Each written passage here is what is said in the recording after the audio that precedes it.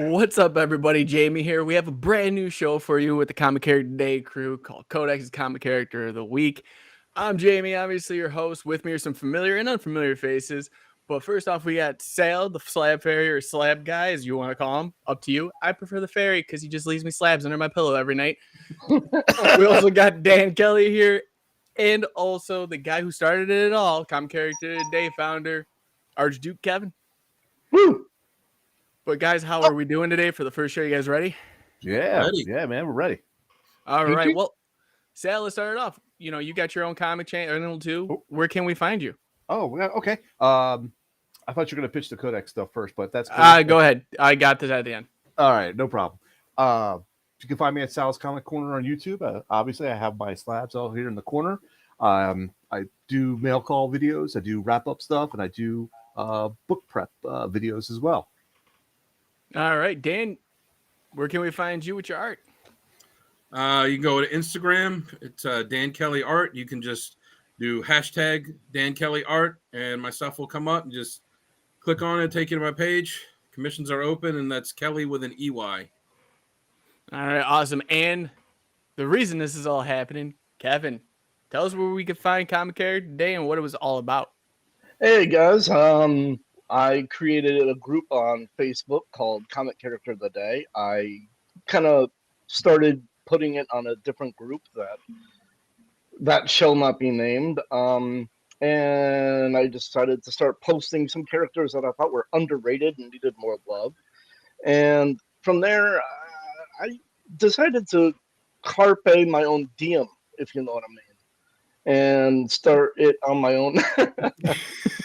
Start my own group and started building it from there. And I'm pretty proud of the community that has been built up around it. I'm very proud of the level of non-toxicity Yes. in my group, comparatively to a lot of different fan-based internet organizations out there. And we'd love to have you join. Once again, Comic Character of the Day on Facebook. Come on and join the family. Yes, and don't forget, guys, you guys can find us at thecodexstation.com, your one-stop shop for everything Codex. Meet the team, message us, let us know what you're liking, what you're not liking. Get some merch too, because every little bit helps with this channel, helping it grow. It takes a great community. You guys have been amazing so far, and you guys have done more than enough, and I love every single one of you for it. So guys, keep, subscribing, following. We're almost there on both YouTube at 1,000, and we're almost there for Twitch now at 50. We're going to be hopefully here soon with more. So make sure to subscribe, follow, like, find us on all podcasting platforms too, from Spotify, Apple Podcasts, Google Cast, Pocket Chrome, whatever you need. You can listen to us on the go as well. But without further ado, let's get into Codex Comic Character of the Week. And who is the first character we are going over? Dan. Oh, Dan, that's you, Dan. First show. All right.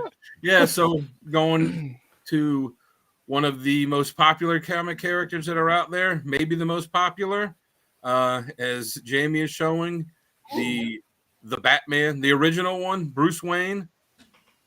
First appearance, Detective Comics number 27, all the way back in 1939. wow. Back then, he had purple gloves and he carried a gun and shot people. Mm-hmm. A lot different now. I'll brush over the origin real quick because I think everybody knows it. Bruce Wayne was from a rich family, the Waynes. His parents took him to the movies to see The Mask of Zorro. They left the movies in an alley. They got held up by a criminal named Joe Chill, tried to rob them. He shot and killed Bruce Wayne's parents, left him alive, and he was raised by his butler, Alfred, traveled the world, learning martial arts, detective skills, anything he could get his hands on to learn to make him the best vigilante there would be, and he went back to Gotham and became Batman. Nice. And, for those who have not seen any of the movie renditions, you will see that opening origin in about every single movie that you can find. for Every Batman single one. and every comic flashback and also every video game. Am I missing stuff? I'm thinking like I'm missing Cartoons. cartoon. Maybe if you sleep at night, like unlike me, you have dreams about it because you've seen it so many times. Uh, so yeah, guys, the origin is one well known, put it bluntly. So- See every iconic. medium. Jamie, Yeah. do you wake up saying, I'm Batman? I wake up saying, no, not again. But I am vengeance. you know, we've had this whole, I don't know, illustrious legacy of Batman. And, you know, one of the things that we try to look at is where do characters fit best? And Kevin, I mean, what's your take on this for as far as like scenarios go? Where would it work best for Batman?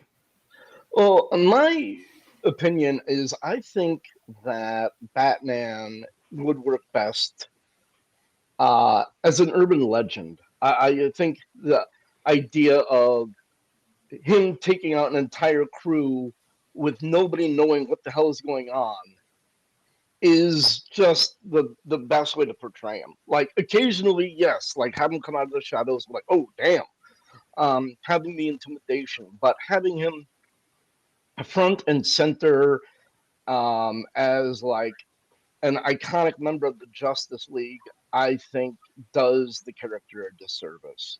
He, I think he would. I don't want to say is less effective because it's still Batman, but like comparatively to somebody who can travel or can run at 186,000 miles per second and somebody who can contain galaxies in their bare hands and survive nuclear explosions and goddesses. They, yes, they still go out of their way to write him like incredibly effective, but I think Batman would work best as like a strategist. One of the things that they had is right after one of the crises, Zatanna mind wiped, did some questionable. Identity crisis. Yeah, Thank you. identity. Did some questionable decisions and wiped out the Justice League's memory of that. And Batman still had a way of figuring out the Justice League is suspect and pulled himself away from the Justice League.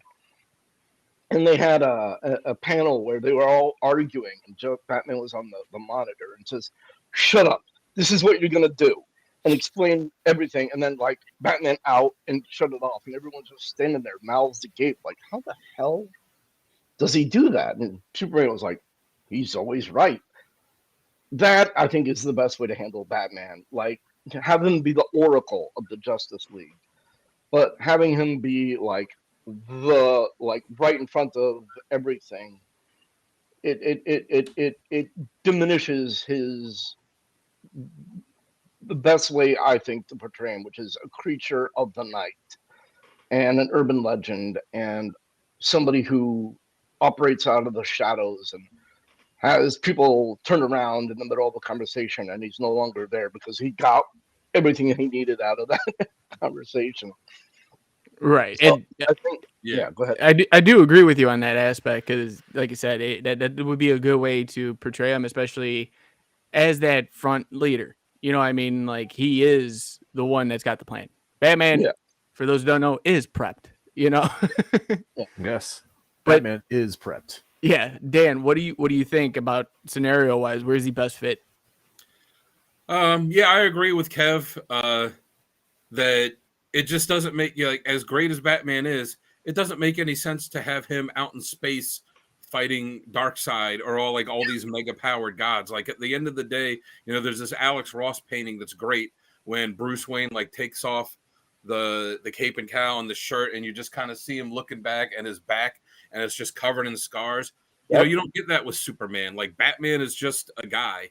I find that he works best for me when he is utilizing like not just his martial arts training, but especially his detective stuff and all that. And when he's operating in Gotham and and dealing with those threats, and especially the way they've done it the past couple years, where he has, he's got all the sidekicks and stuff, and all the the kind of other characters like Batwoman that have kind of come in, and it's like almost this this like small urban army that he's put together to patrol this city and like the neighboring cities and all that. So I think he works best that way, not necessarily fighting, physically fighting these massively overpowered characters, like the Justice League crossover,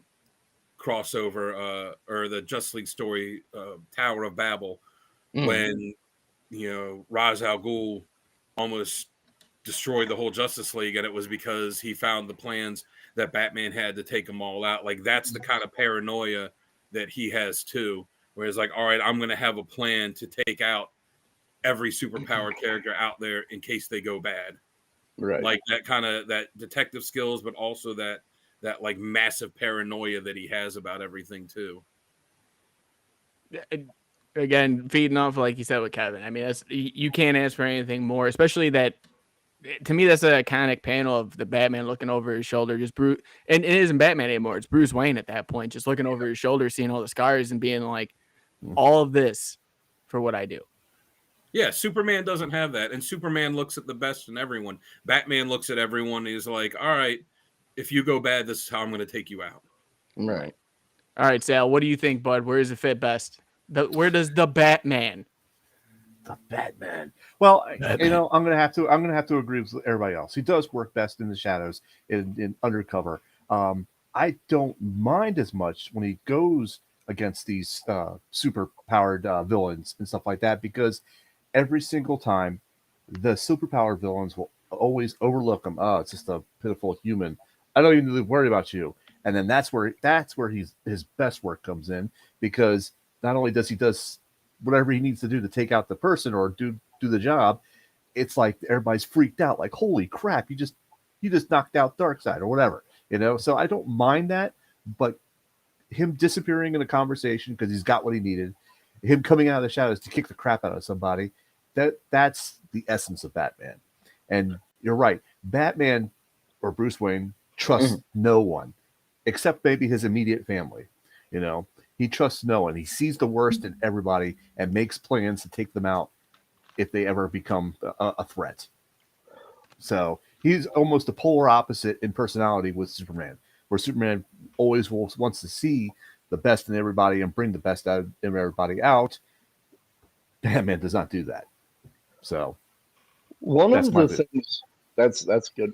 One of the things that you said that brought up a memory. There was one of the first storylines of the Grant Morrison Justice League with the White Martians.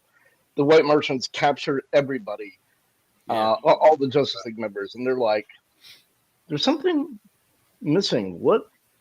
Batman's not here." And Superman was just smiling, and one of the White Martians is like, "What are you smiling about? He's just one human." He's like, "The most dangerous human to have ever existed." Yes, you're screwed. It's like, that's awesome. Yeah, because the Martians thought they killed him, and they were like, Superman was like, "Nope, you gotta get weapons." You're about to have your ass handed to you. That was great. Right, but so I mean, you guys have all agreed. I am taking a different approach on this. Right. I'm being the odd man out. Now I agree with you. Oh, the contrarian. This is good. Devil's advocate. Go. He does work best in the shadows, but I think he fits the best role as the detective himself. We strayed away from that aspect of Batman for a long time. It's in what you guys have alluded to. He's in and out. He's from the shadows to the villain or a bunch of criminals. Then he's back out. Mm-hmm. But we haven't seen in a long time him actually have to find a way. He at the end of the story, he's like, "Yeah, I figured it out about 20 minutes ago." Well, how did you figure it out? And when you had those stories where Batman actually had to figure his part out, to me, are the best storylines. And we'll get into more of those storylines later. But having to, be a detective, having to showcase why you're the best is my best version of Batman. 100%. You know, either it's cool to see him on 37 splash pages on an 80-page giant beating the crap out of, you know, Killer Croc and everybody else. But how did you get there? You know, with no explanation other than, you know, I beat Superman because I'm chewing kryptonite gum for the last 17 years. You know, that, well, where'd you come up with that idea from? Yeah. You know, I So have you're it in saying- my pocket. Sorry. So you're saying you want more of the minutia? yeah, I want that process. essence. You That's know, You want to see the process. yeah, I want to no. see how everything unfolds. I want to see that step by step where we kind of lost that frame of thought where Batman now is just a guy that if Batman shows up, Batman's winning. Well, how does Yes. Batman show up and win? That makes Yeah. a lot of sense, actually. They haven't really delved into that in a long time. You're right. Good point. It's almost like like an episode of House where it's all this, and at the very end, it's like, oh, here's this light bulb where I just immediately figured out everything. Yeah. And it's like Jimmy Neutron where it's like going into his ear and then you just see all like the brain cells working and it's like, oh, gonna blast. No, why? How'd you figure it out? Yeah. How'd you get to point A to point B? We went from A to Z. Like we went to Well, A to Kapow. That sounds like that recent 3-issue miniseries, Three Jokers. There's a line at the very end of it when they say something about, you know, I think it was in that where they say something about knowing the Joker's real name, and Batman says, Yes. I've known it for years. He's like, I've known his real name since after the first time I faced him. And somebody, either it was Batgirl or somebody asked him why he never did anything about it. He's like, because who he was it doesn't matter. Not It didn't anymore. matter who he was then. But it's like, all right, well, how did you figure that out? Yeah. Yeah, exactly. You get to those points where you're sitting there and you're like, this was a cool issue. He did X, Y, and Z. And then you sit back and you kind of have that thought process of, well, how did he get to that point? Like, why is Batman just coming in and being like, I figured out the meaning of life? Well, how did Batman figure out the meaning of life? Was he sitting in front of the back computer all day and translated it for us? No. You tell me how he got to this point.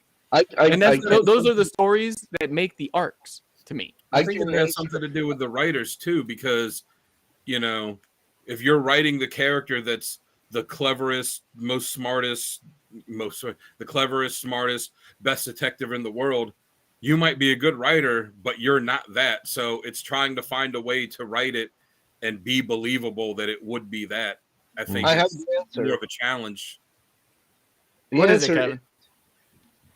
Batman is a genius. He has a photographic memory, and he retained everything that he absorbed while sitting in the Mobius chair. Boom!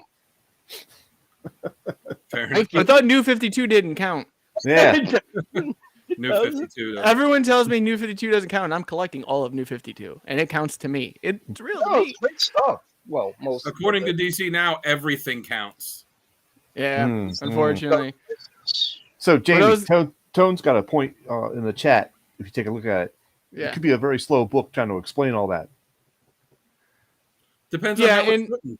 And, Because if that's you look at the movie 7, you know, it would be like the movie 7 with them trying to figure everything out. and I'm not saying you have to go detail by detail in this at all. Like, you don't have to be one of those guys that has to script out like 37, speaking bubbles for it, but give us a linear answer, like on why we got to this point. Right. But that's a good point, Tom. That series, Batman's Grave, kind of dealt with that, where it showed more. Of And his... I thought that was amazing before, everything yeah. went down with the writer. So, but Yeah. speaking of moments in time, let's talk about some of the best moments we've seen. And Sal, why don't you kick that off for us? So, some of the badass moments Yes. we're talking. Are we gonna do it 1-1-1 or 3-3-3-3-2? Yeah, we can go that route. If you guys got the same ones, just say, so and so had the same one as me. So, Sounds good. Badass moments. Let me see. I have my 3 best reads or 3 best stories that I should be checked out. What did I say for badass moment? Jeez. You need a I can phone take to put it in? while you think. Yeah, dude. Okay, go to the so- next. One of mine, I'll start this one off. One of my first ones is after, I'm going to say his name, everyone giggle, Dick Grayson as Nightwing. gets shot in the head by KG Beast. No, Batman loses it and leaves KG Beast in a trail of his own blood, basically beaten and battered near death, where KG Beast is literally begging for him to kill him, and he's like, "No." He's like, "I'm just gonna leave you as you are. Then, like, we're not. You've suffered enough." in the That'd middle be of no.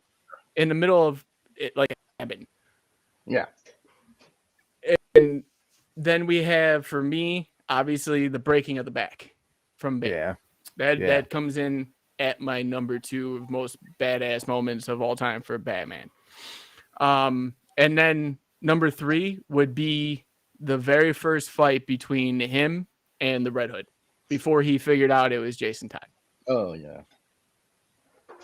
Yeah, Okay. that was a good that was a good series or a good storyline right after Hush. Yeah. It to me, that's always going to be my standout series, no matter what. But those And are my it top was written 3. by the guy from it was written by one of the guys from the Real World. Oh yeah, Was it Judd Judd Winnick? Winnick, yeah, he was on the Real World. It was. Yes. So Dan, what do you got for top 3, bud? I've got one of them that Kevin mentioned earlier with the Martians in that JLA one, where they, like, towards the beginning they shot the Batwing down and they're like, all right, it blew up, it's in flames, he's dead.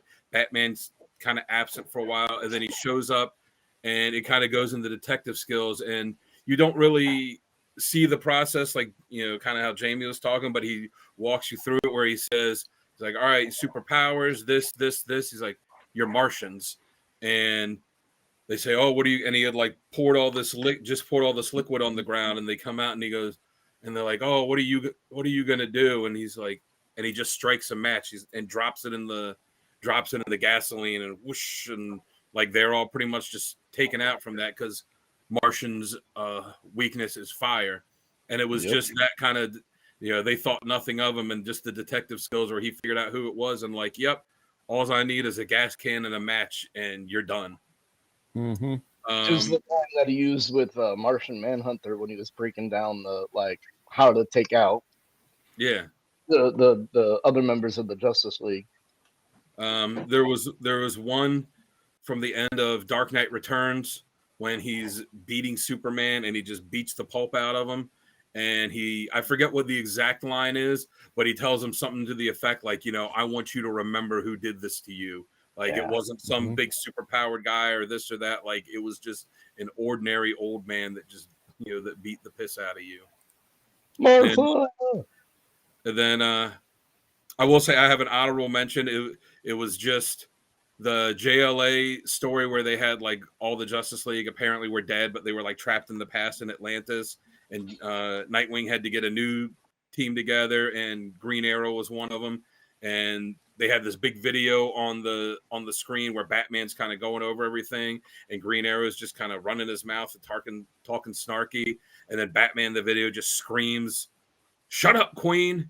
Like, he's dead and he's trapped in the past and all this. And in this pre-recorded video, he knew that Green Arrow was just going to be running his mouth like an ass. That's awesome. And then Jamie, as a Lantern fan, will appreciate, my last one is from the Justice League series when Guy Gardner was running his mouth and Batman knocks him out with one punch, and Blue Beetle standing off to the back just laughing his butt off, going, "One punch!" One punch. That was great. All right. Like, he's got the greatest weapon, the most powerful weapon in the world on his finger, and Batman takes him out with one punch. Mm-hmm. I have to admit that was one of the ones I have written down for badass moments. Nice. I have to. It's such a great visual too. Mm-hmm. Yeah. Oh yeah, it's great. That was Justice League number 5. Came out in 1987. Damn. So that's a good one. Another badass moment I thought was for him was in the story Hush, where he throws Lois Lane off the building to break Superman out of Poison Ivy's spell. I mean, that's cold. He's like, don't need this anymore. Boop. So, like Catwoman's up on there, like, are you sure about this? Okay. To do it. This better work. Yep. And the other moment I also Dan mentioned was in Dark Knight Returns, where he was like, "I just want to let you know it was me that beat you today." So Yeah. All right, and Kev, what do you got, bud? I got number 3. It was an episode of the two-parter Justice League episode, Injustice for All, Okay. where the Injustice Society captures Batman, and they're like, every one of them is going in to guard him, and like Batman is just there breaking them down psychologically, messing with them, and getting them on his side. Like he had a cheetah go in, and Batman's just like flirting with her, and she's like, "Oh, okay." And then like everybody, he's learning their weaknesses, he's getting in their heads, and just like, okay, now I know how to mess with you this way, that way, and the other way. I got you where I want you. And then at the end, Joker goes in to, Joker's like, I know Batman, I know all about him. This is like, I'm not going to fall for psychological tricks. I'm just going to go in and straight up kill the guy. And he goes in, and Batman's no longer there. And he's like, where are you? And then he like turns around and Batman's standing right there in front of him. And he's like, how the hell did you escape? Like, I could have escaped at any time. I was just trying to find out everything about all of you. And he's like, oh, damn. And then, Batman knocks him out. But I'm like, that was like such a cool moment for me. Mm-hmm. The second one is when he's in Batman, A Dark Knight Returns, is when he's fighting the mutant leader. Oh yeah. And he's like, That's cool. you don't get it, son. This isn't a mud pit. It's just an operating table. And I'm the surgeon. And he breaks like 4 of these bones and like knocks him the hell out. And he kind of gets up and he looks at all the rest of the mutants and they're like, not only do they like, nope, but at that point they turn around and become like the sons of Batman. It was like, no. It became his army. Right, exactly. That's so cool. And the number one is, for me, is from the Superman Batman Apocalypse story, where Batman or Superman is fighting Apocalypse to a standstill. No one's getting the upper hand. Batman just goes over to Apocalypse, is like, surrender. He's like, what? You're a human. You got nothing. Why should I even like pay attention to you? It's like, because I just armed all of the Hellspawn bombs in your armory. One of them could take out half a planet. I just reprogrammed all of them. And Apocalypse was like, there's no way you could have done that. Like, I have all the codes. It's like, yeah, I reprogrammed all the codes. Batman Alpha Omega 3172, and he hears like the armory going like armed. It's like, surrender. Like, I have never encountered anybody like he gained the respect of somebody who can like go toe to toe with Superman. Is like, I got nothing. I mean, Apocalypse or Darkseid beats the crap out of Batman, but he doesn't kill him. And he's like, you're not gonna mess with Superman. You're not gonna mess with me. You're not gonna mess with Supergirl, and you're not gonna mess with Earth again. He's like, fine. Like that was the number one badass moment. Like there's nothing I can compare to that. Right. Yeah. I mean, there are so many badass moments with Batman. We can make a list for probably days on that.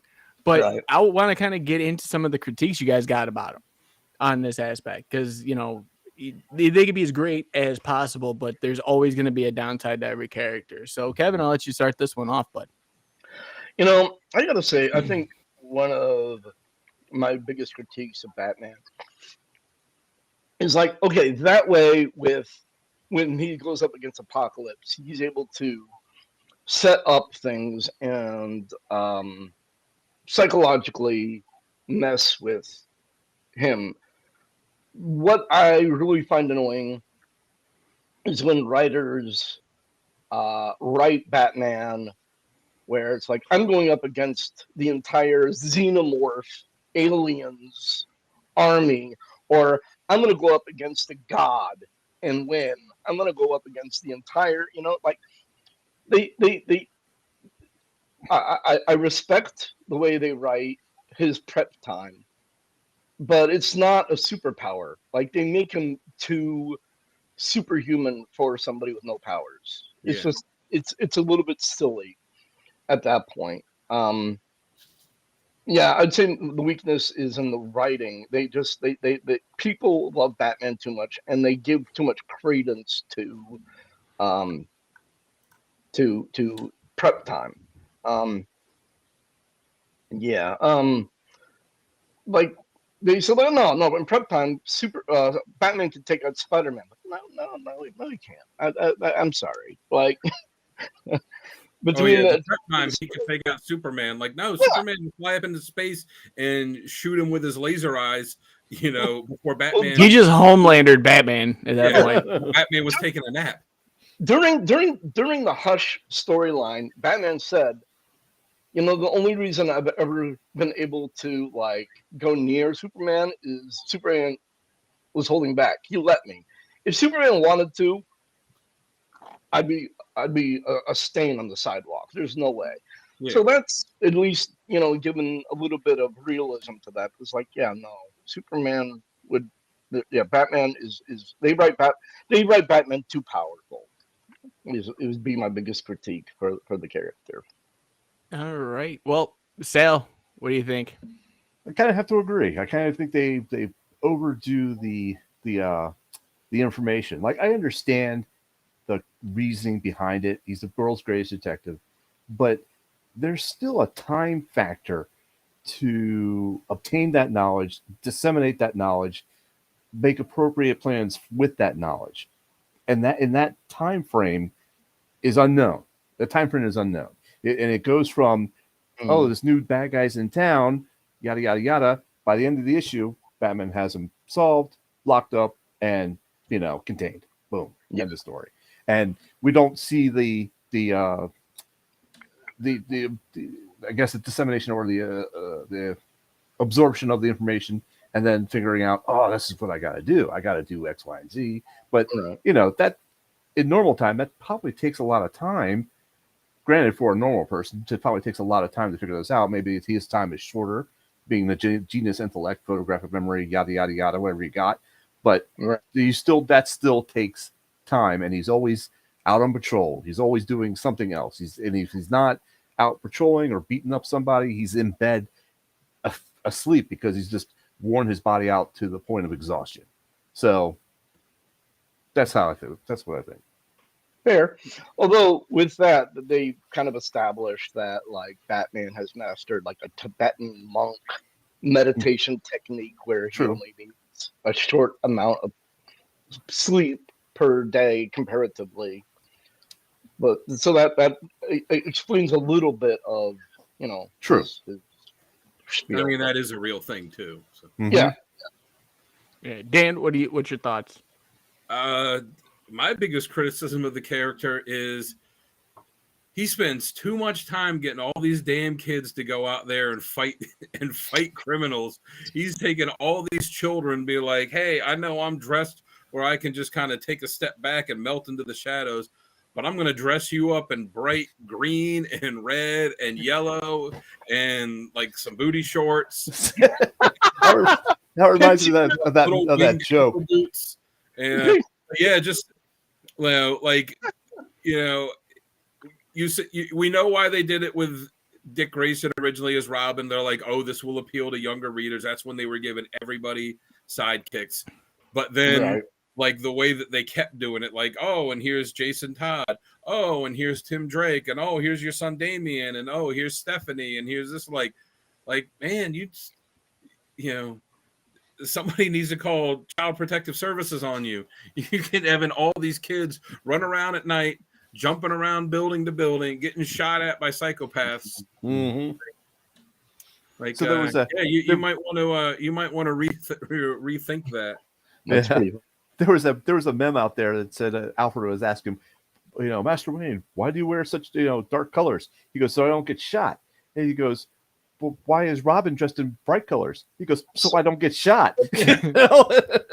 There was that cool thing in Dark Knight Returns when he explained something about the yellow symbol on his chest, and he said, "Yeah, he's like, that's where I put the extra armor because that's the target." Yeah. Yeah. Yeah, I mean, yeah, that's kind of Robin. Like, yeah, that's the target. Go stand in front, boy. yeah, I mean, good points on those. I'm gonna go a little bit of a different direction on that one. Okay. And it does pertain to the character. I just think the oversaturation of Batman in media, in comics, has become absurd to me. Anyone that wants to try to boost sales, this issue has Batman, and we need to boost this team. Put Batman on the team, and He's then we have of DC. Yeah, and then you DC's literally plan coming out of the pandemic to get themselves going again was Batman all the time. And I talk about it with the guy at the comic shop every week. Like every week you can look at the shelf and there's at least 5 different Batman books or like Batman related with Harley Quinn and Joker and Nightwing. I was like, I love Batman. He's my second favorite character. It's too much. There's too much of it. Just it's like you said, it's oversaturation, and comics are expensive now. I don't have money to buy all that. Right. What else were you going to say there, Jamie? Oh, I was going to say that it's coming to a point where it's like, I get the whole pandemic aspect. I do. I understand you want to boost sales. You're going to do what you're bleeding. Man, we've been out of that closure for a while now. Yeah. And why do I have 12 books with Batman in it? Like, I now have to kind of pick and choose which ones I'm going to try to grab and which ones I'm not because of that fact. And then you go into any type of medium, Batman still finds a way to be like, I'm here. And then they're like, oh, we saw Batman. To me, you can utilize marketing skills and everything else and still promote other characters and make them your big brand. At one point, Hal Jordan Green Lantern was the biggest. One point, again, Kyle Rayner. You look at the Barry Allen, the Wally West. You look at, Wonder Woman, Wonder Girl. You can use X, Y, and Z and fill in that gap, but to take Batman as your primary and now you're just insert here into this book and have no reason for him to be there is just stupid to me. It's a waste of page. Yeah. It's like Wolverine and the Punisher in the 90s. That's the thing for me is DC seems to be focusing upon like Harley Quinn, Batman, and Suicide Squad. That's their major focus lately, and I think it's doing a huge disservice to a bunch of great characters that aren't getting the love that they need. Yeah. What also does a disservice to Batman himself, because when you have, like I said, comics, I don't have enough money to read them all. And when you have, 5 different, books every week and you have to pick and choose what you're going to get, it's like, you know what, there might be a great series, but I'm not going to get it because there's just too many of them.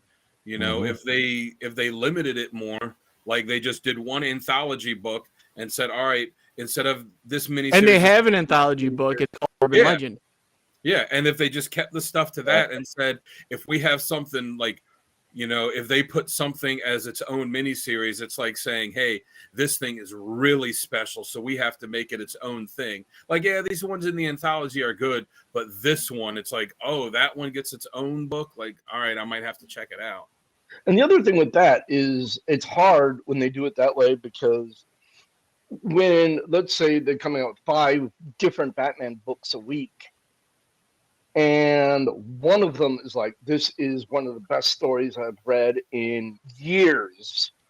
Like, this is like the story that you want to read if you're a fan of Batman. It gets lost in the shuffle because, by the time, you figure that out, all the other, Yeah, and like I said, it was great points all around on that. Like I said, it was just the whole Batman essence of me is kind of taking a tarnishing point on the fact that we enter him into every media now, and it's just it might be not too much, but overbearing for some, I would say. I agree. But the good thing about having all those titles is that there's essential readings we can all choose from. And Right. I'll let Sal start this off on what, his top 3 is, and I'll actually show you guys what he gave us right now as he talks about it. All right. Hit it. All right. So starting with the first one, we got Batman Nightfall. That's the whole arc was incredible from start to finish. The breaking of the bat return, and Azazel or John Paul Valley stepping in as the bat. Just an excellent story all around. The next one, Hush. That was an amazing story, and it was one of my points where I said throws Lois Lane off the building to break Superman and Poison Ivy's spell. That was just a great story. And then, of course, for my last one, I got Batman Court of Owls. That I don't know. That one just screamed the essential Batman to me, and I just loved every page of that. So those are 3 must reads. If you never picked up a Batman book in your life, which I kind of doubt you haven't, but those are the 3 I would say are must reads. Now, just to say real fast, Sal, if you had to choose one of those 3, just to hand to somebody that's trying to get into Batman, which one would it be? Oh my God. Wow. That's Nightfall. I'm going with Nightfall. Nightfall? Batman Nightfall. Okay. Yep. That's right. a hard choice. But Nightfall. Just because of the epic fall and return, and it shows the true hero's journey through that process. Yes, exactly. that is Joseph Campbell to a T right there. Yeah. Yep. All right, Dan, what do you think? What would be your 3 if you had to give somebody that doesn't know anything about Batman choice to read in your eyes? I got a lot of them here, but I will go with The Dark Knight Returns. I mean, that's not just not one of the best Batman stories ever. That's just one of the best comic stories ever. It came out in the mid 80s, right around 86 when Watchmen came out, and those 2 series, and to a lesser extent Squadron Supreme at Marvel, just kind of changed how everything was done in comics, where it's like, hey, you can tell these really mature, serious stories and people are really going to eat it up. But yeah, that one. And there's been so much stuff that's been used from that going forward. Like, especially, I mean, as bad as the Zack Snyder movies were, there's a lot of stuff that he took from Dark Knight Returns to use in those. Another one I'd say is The Long Halloween. That's a good one. That one is just, it's just fantastic. It goes through, like, Hush went through a lot of different, was good because it went through a lot of different villains and kind of gave them all their kind of little time to shine, but none of it really felt forced. The Long Halloween doesn't use as many, but it has a lot of different villains appear through it, and it is a really good ongoing mystery that lasts for a while, where he had, and it's early in his career, so it's not like he figures it out right away. So he's, you as the reader are figuring it out along with him when you get to the end. And wow, it's hard to pick.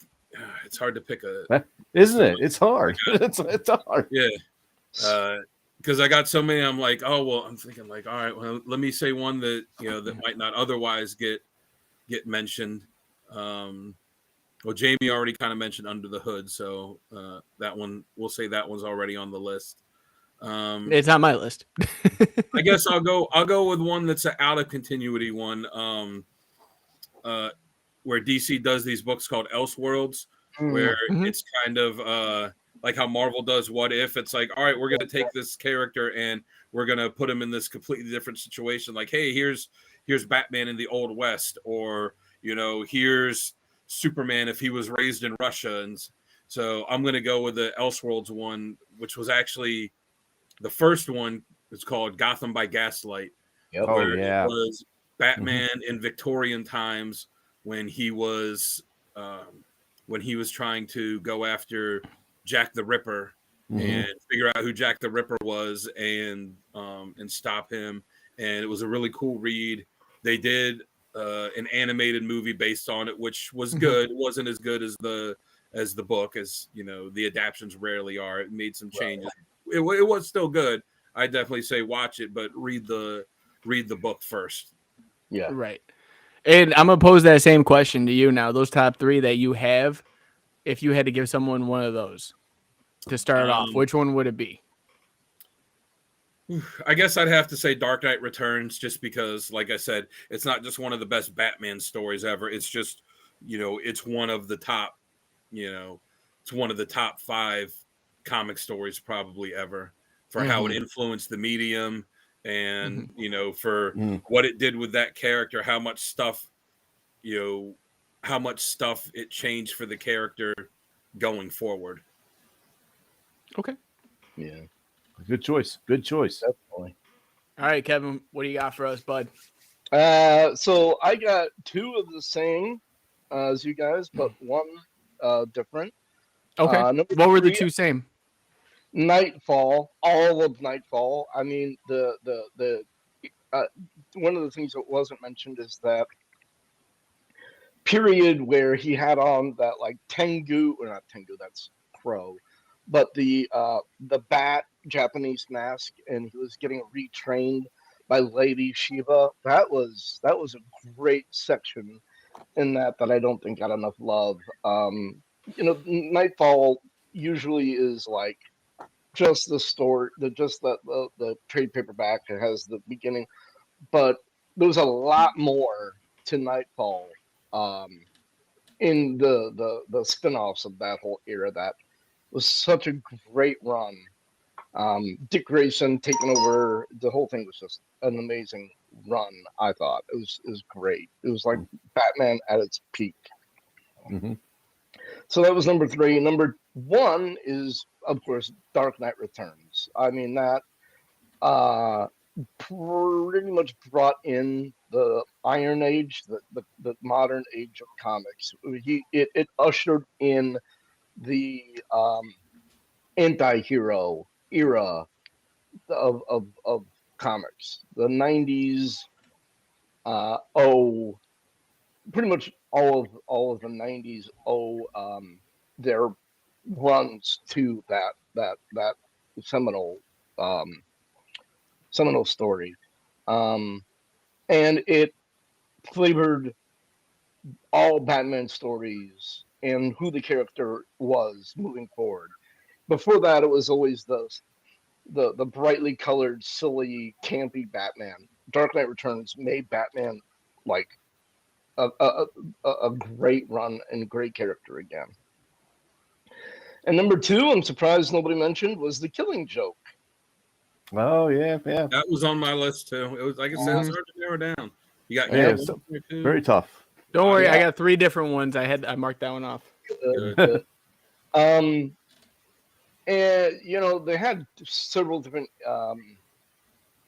variations of that. Some of them were a lot darker and adult oriented than the later editions of that. And I love the fact that at the end of the run, I'm not going to try it. I mean, you probably, if you haven't read it, I don't want to spoil it, but at the very end, it's kind of open to interpretation. Does Batman finish his interactions and dynamic with the Joker, or doesn't he? I love that like ambiguity regarding that. That was just the perfect ending to that, because could be either way.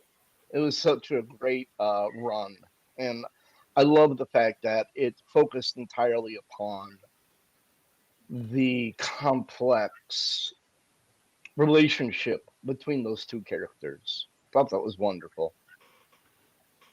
All right, good choices. And for my 3, it's in no particular order.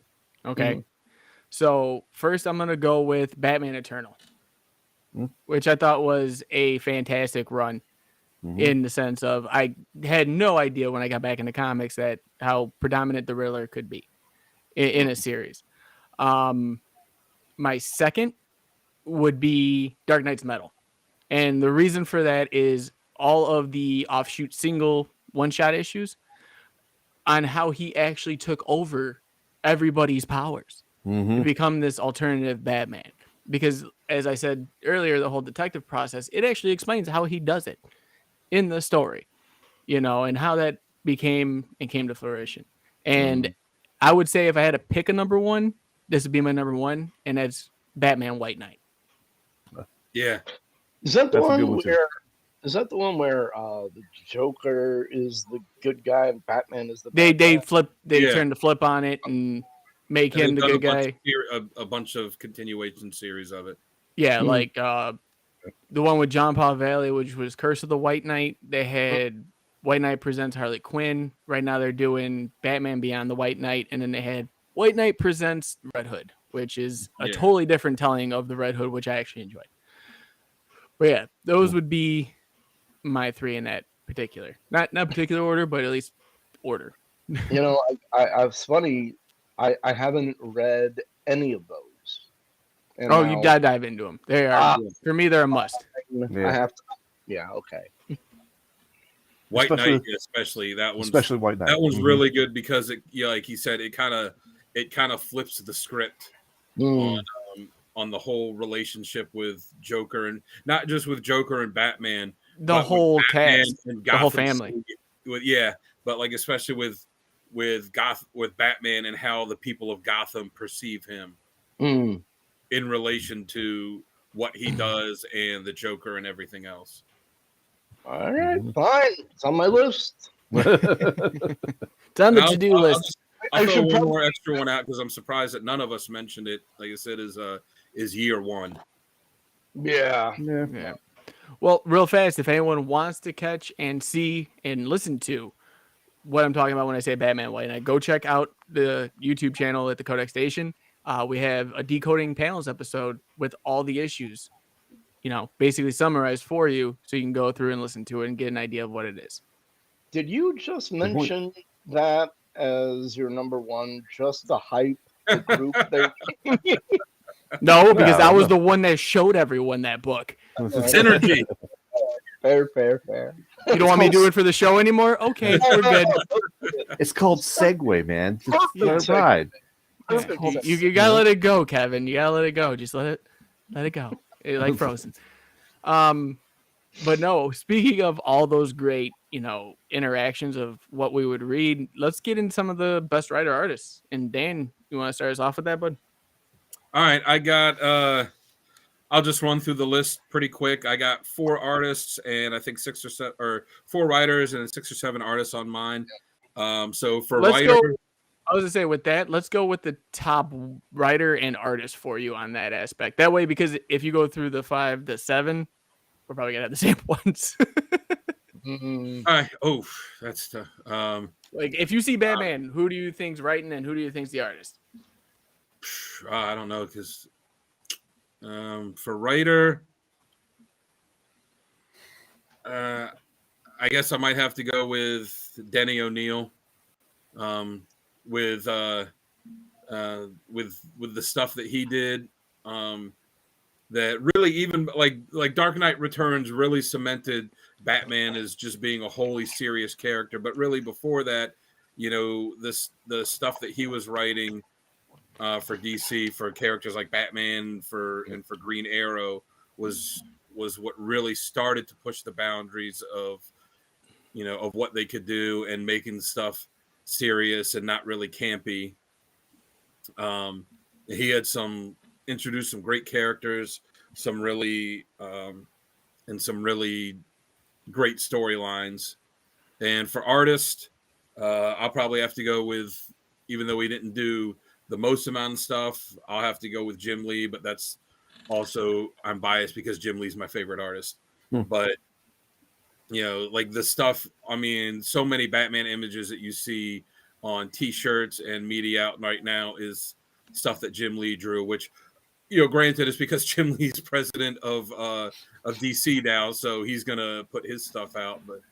And it's also interesting that before he left to do Image Comics, he was in negotiations with DC to leave X-Men and go to DC to draw Batman. So we could have gotten Jim Lee on Batman as early as the early '90s, which didn't happen, but that would have been interesting to see how different things could have been. Was that 92? Something like that? Yeah, I forget. It was sometime in the early '90s when they all left to form Image, but he was in talks with DC at the time to go draw Batman, and McFarlane and Liefeld were like, "Come start this other company with us." Right. Yeah. All right, Kev. Who do you got, bud? Same. Same? I mean, okay. All right. I will have to exactly the same, but I will have to give Alex Ross a shout out as well. But other than that, yeah, Alex Ross, Jim Lee, and Dennis O'Neill is the answer for that one. Okay, Sal. Okay, for artists, I got several, but I'll just kind of run through them really quick. I like Capullo's work. I like Frank Miller's work. I like Todd McFarlane's work. It just they really give me the classic Batman or the Batman essential to me. So that's they work for me. So as far as for writing, I like Jeff Loeb because he did Hush. His stuff was good. Neil Adams can't go wrong with Neil Adams. Come on, good point. And I like Denny O'Neill. I do, and I also Frank Miller. So I'm going to go with 4 on that one. Miller. Good call on McFarlane. His take was very... with the 30-foot cape. Mm-hmm. Yes. As far as badass covers, I got that. I got that one for badass covers. Yep. Mm-hmm. Yeah. So for me personally, I would probably go, if I had to pick, one for each, I would say Snyder as my writer. Yeah, I love what he did with Court of Owls. I love what everything with the Death in the Family. The family was great. I thought that even when he did Eternal, that was great. Mm-hmm. As for artists, you guys obviously have named the top, tier. For me, I'm gonna go with Jimenez then. Right now, I think he does a great work with Batman. I think he does a fantastic Joker with it too. So it correlates one and another. They had that synergy there that, they actually look like what I see when I want to see Batman and Joker. Mm-hmm. Who I know that it was probably different artists, but who was the main dude behind the art behind Joker Wars? Jimenez.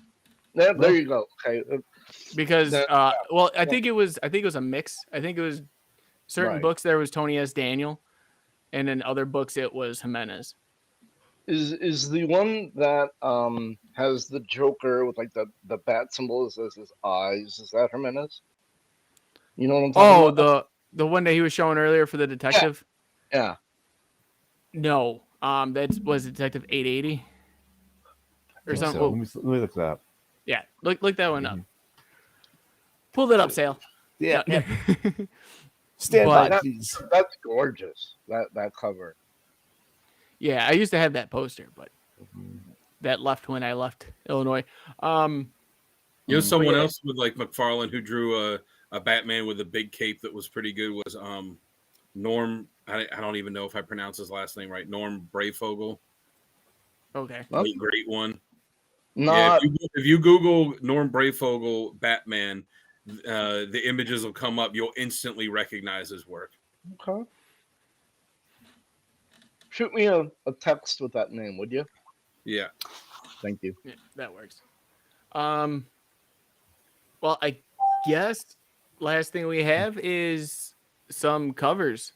Right. If you guys want to talk about some of those iconic covers, and I guess Sal, do you want to start this off since I have your cover? Yep. But stand by 1 second. That Detective Comics 880.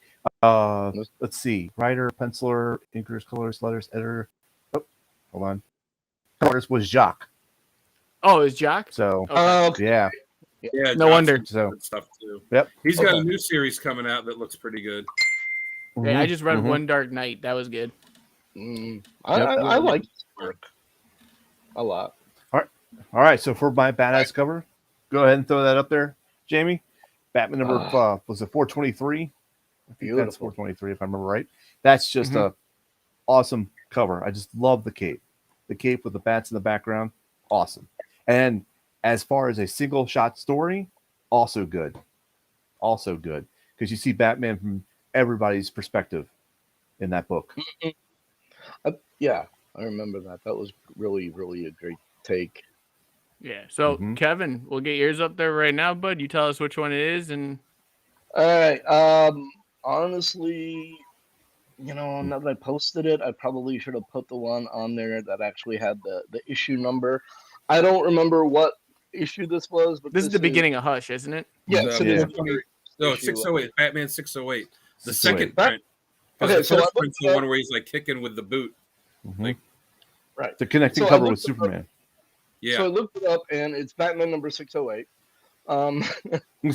And this is the first issue of Hush, like Dan was saying, and it's the first issue that I've ever seen with Jim Lee's art and take on Batman, and that I think is just one of the most iconic pictures of Batman that I've seen anywhere.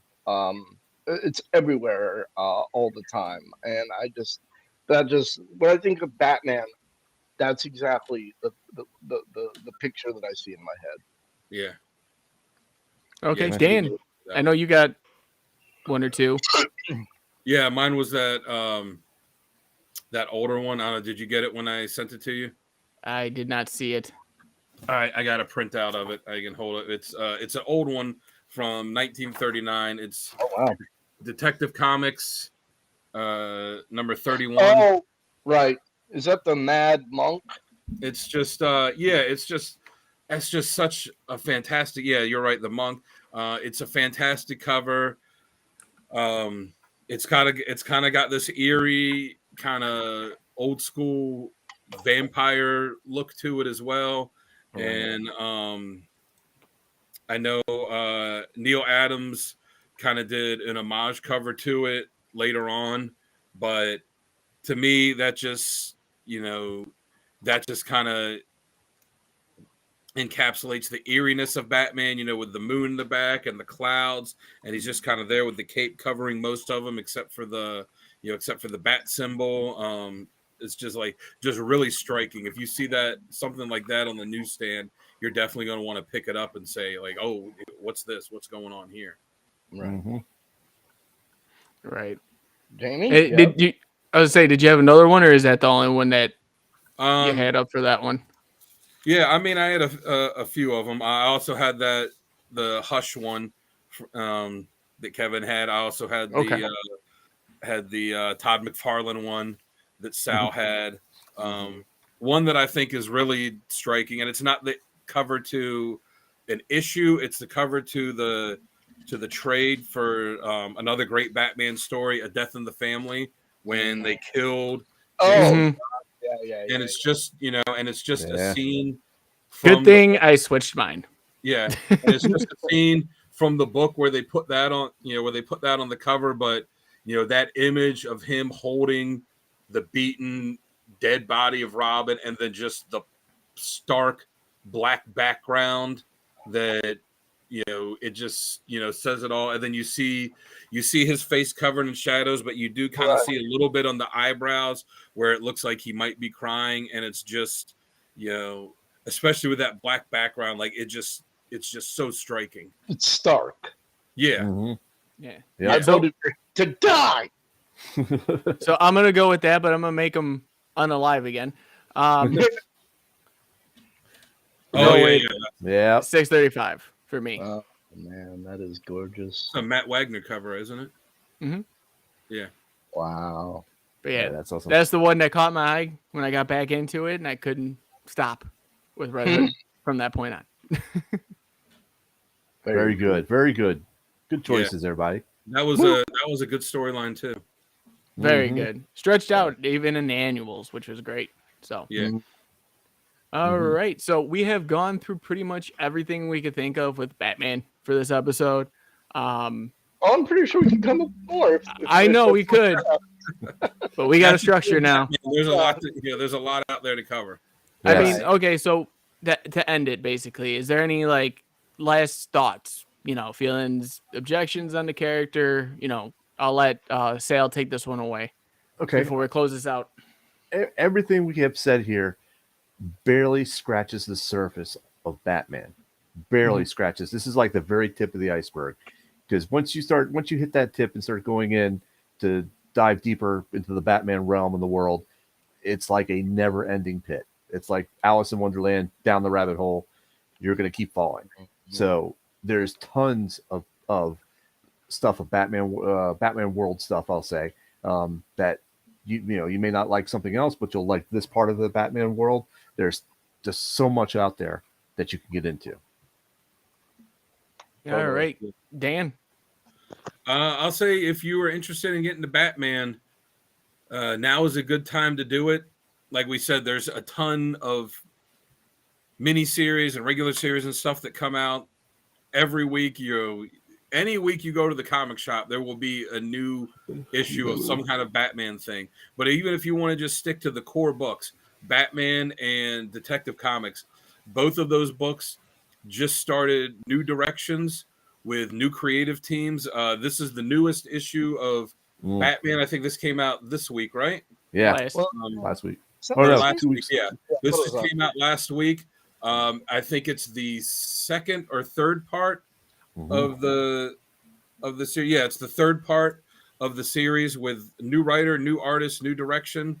So it's a great jumping on point. And then this is the newest issue of Detective Comics that came out, I think, 2 weeks ago. That is the second part of the story. And again, new writer, new artist that just started. So you can jump on with both of those series and get going and not have to buy, you don't have to buy 20 issues leading up to them to see where these storylines are. Right. Good point. Very good point, Kev. So I just thought of something that I had a thought about with Batman a little while ago, and if I were to, hypothetically speaking, DC come to me and said, "We want you to write a Batman story," the thought I had is I would love to do a maxi series, or maybe an ongoing for however long the momentum lasted, about pre-Batman, of his travels around the world, training to become who he will become.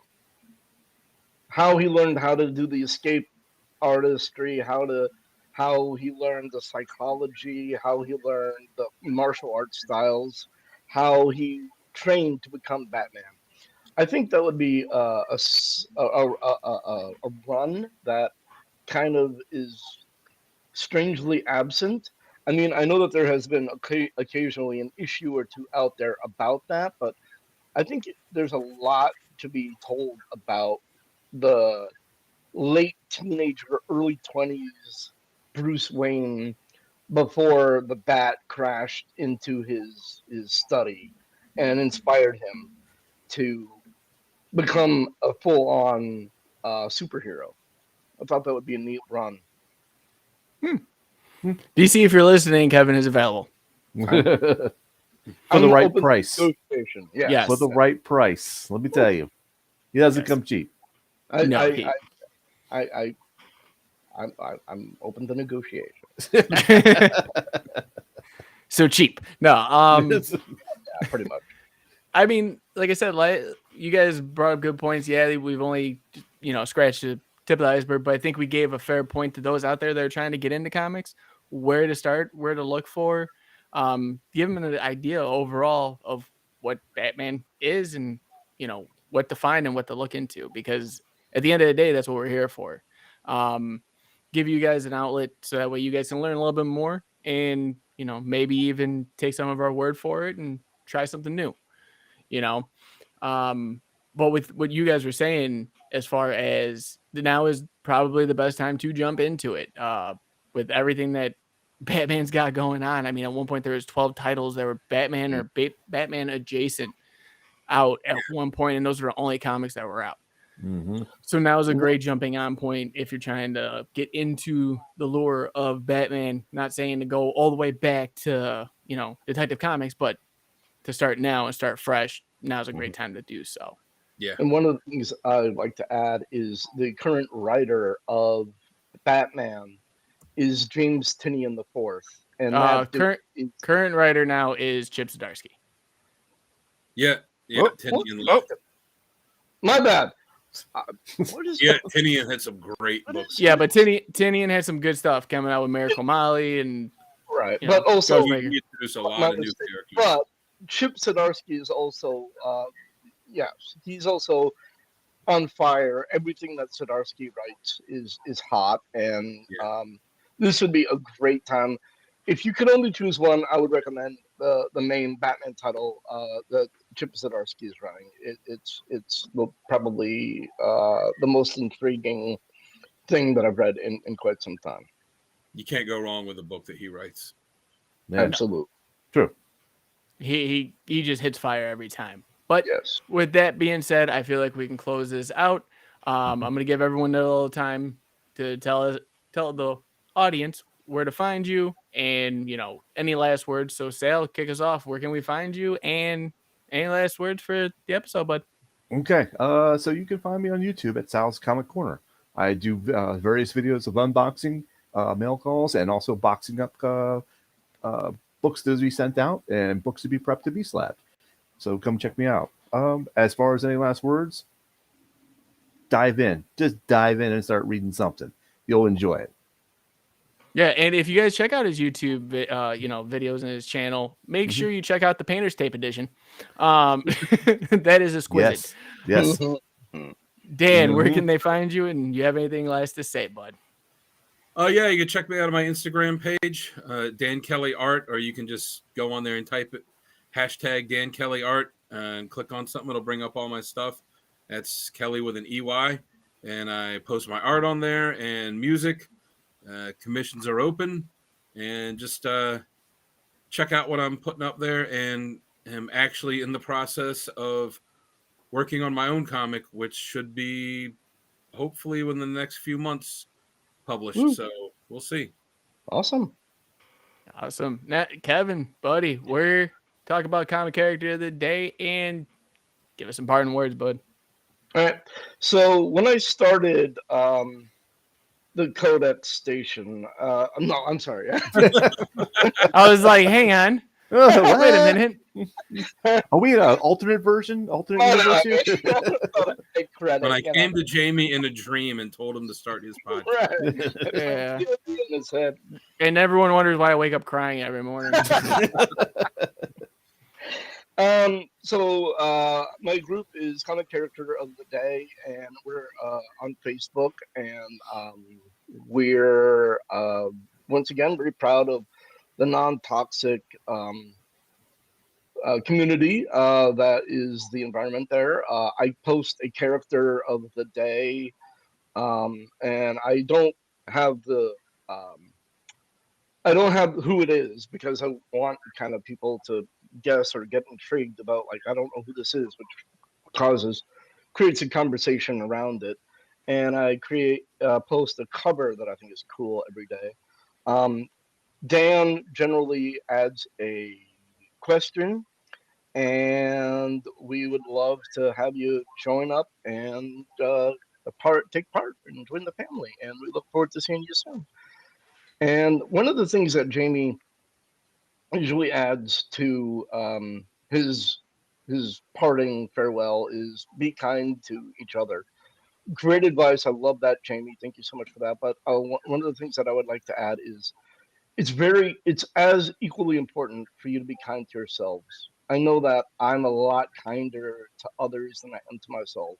And part of the healing process to be able to do that is to forgive yourself and have this just much understanding for everyone as you do for yourself and vice versa. And love all of y'all. Yeah. Awesome, Kev. Thanks for those parting words. And guys, as always, I'm about to go check out the codexstation.com for your one-stop shop of everything Codex. like I said, get some merch. Every little bit helps here. Guys, give us a like, follow, or subscribe. All of our socials are listed on there. You guys can message us directly. Let us know what you like, dislike. I mean, give us a comment down below too. You know, hit that like button, hit the dislike button. You know, I'll cry for every dislike, and I'll be happy for every like. Every But- like button you hit, an angel gets its wings. No. But every like we get, you get a Slab Fairy custom under your What? pillow in the morning. Whoa, hey, So hello. if we can get this up to 100, the Slab Fairy's gonna come take a picture with you, putting the slab under your pillow. Free lunch, man. Yeah. What? So- What? But yeah, guys, again, go check out Comic Character Day. I'm so thrilled to have this very first episode of Codex Comic Character of the Week. It's been great. We're going to keep it going for you all. And guys, as always, like Kevin said earlier, be kind to one another out there. You never know what anyone's going through, and even making someone smile could change the course of their day or life. So always be kind. And guys and gals out there, as always, we will see you in the next one.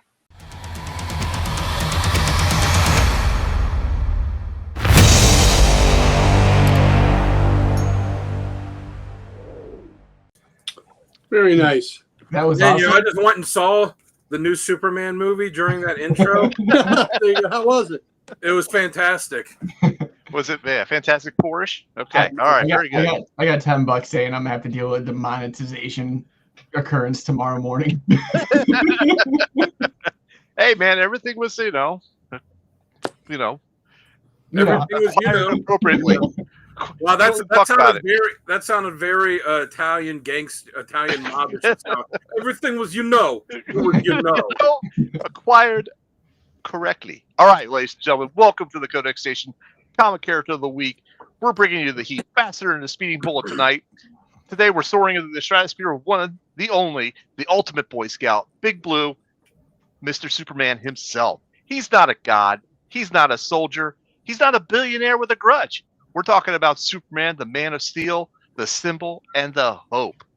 So Kansas welcome Farm aboard, Boy. ladies. Yeah, Kansas Farm Boy. Welcome aboard, ladies and gentlemen. I'm your host, Sal the Slab Guy. Joining me there's Dan Art Kelly. Of course, we got Uncle Gary, the Ric Flair of comics. And of course, we got J-Dub himself right next to me over there. Dan, why don't you go ahead and kick us off with the intro on this guy? We never heard of him. Give us some info, man. Come on. Well, he, as everyone I think knows at this point, first appearance, Action Comics #1 in June 1938. Don't have it. Coming up on close to 100 years. Created by Jerry Siegel and Joe Shuster. I think we all know his origin at this point. He was from Krypton. As you saw in the intro. Thanks, Tomar Ray. Yeah. Krypton explodes. He fell. Parents send him to Earth, lands in Kansas, raised by the Kents, becomes Superman. Mm-hmm. And as far as powers, if it's a superpower, he's got it or has had it at some point. Flight, super strength, invulnerability, heat vision, X-ray vision, super speed, freezing breath, longevity, super hearing, just whatever the superpower is. Like I said, at The some one I would have used the most, X-ray vision. yeah. If you watch, was it Superman 4? He can use his eyes to rebuild the Great Wall of China, or Superman 1, he can just fly backwards around the Earth and make it go in reverse to make time go backwards. Save Lois. Yes. There's a good Save robot Martha. chicken short on that, which is Yeah. fun. Superman, the ultimate immigrant. He's an immigrant created by immigrants, and of course, the right do not like the fact that he is an immigrant. Yeah, because that makes him woke, but he's been woke since then he was created. Mm-hmm. Yep. Didn't happen in the last 5 years, ladies and gentlemen. Mm-hmm. Yeah, no, not indeed. All right, then. Thanks, Dan, for that. Let's go ahead and jump to our first segment of the night, which is how this character works best. And Uncle Gary, you're going to kick us off for this one. How does Superman work best? Superman works best because he works best when he is the ideal. Where Captain America, Superman, we talk about truth, just the American way. Captain America is the spirit of America, the image of America, but Superman is like a global citizen. Yes, he's ground. He is rooted here in America, Kansas farm boy. From the continental of the continental U.S., not counting Alaska, Hawaii. Kansas is a geographic center, and that's where Superman landed in Smallville, Kansas, raised by salt of the earth Midwestern couple, the Kents, who I will always say that Jonathan and Martha Kent are, the greatest parents in comic history, because they have this being that could have been the greatest villain in the world had he been nurtured in a wrong way. But they brought him up with good old Midwestern ideals, and he may be the most, except for Cap, he may be the most American, wholesome of superheroes, and he's not only is he not American, he's not even Human. A human. He's not even human. He's an alien. So I think that is really cool about him, and that he is just I think it's so important, the aspect of him that's Clark Kent. I think Clark Kent is really who he is at heart. That Superman's his work outfit. That's what and he's got this selfless nature about him, and the fact that he has all this power and that he does not use it for his own advantage. I think, yes, we refer to him as a Boy Scout, but I think it makes Big Blue the most, the most aspirational hero we have. Yep. He's the one that when we see him, let's look up in the sky. It's that he is our guardian angel. He is our savior. He is the one that inspires the whole damn planet. And I think that's a lot of pressure on him, but man, he's got big shoulders and he can take it. And the fact that he has all this power and is as graceful and as humble as he is, I think it's amazing. And you know what? If by being the way he is irks Batman, that's always good too, right? So I just think he is, when he's at his best, he is the most inspirational superhero that we have. He's the best of us, and he's not even one of us. That's so true. All right, J-Dub, how about you? All right. So now stick with me here. I like him as this almost like a moral pressure cooker. Like, Superman isn't interesting because he can do anything. He's interesting because he chooses not to. To me, when written best, Superman is a man with limitless power. I can't even talk today. Constantly navigating a world with limited moral clarity. The tension isn't can he win, it's should he intervene, it's how much is too much, and it's what happens when your ideals don't scale. For example, if you look at Peace on Earth or Up in the Sky, stories where Superman struggles with how to help, not if he can. To me, certain writers understand Superman is at his most compelling when he's not just punching things, but when he's thinking. He's just a figure, just very human, ethical life. That kind of friction, that's what makes him the best. Okay, very good. All right, Dan, you're next.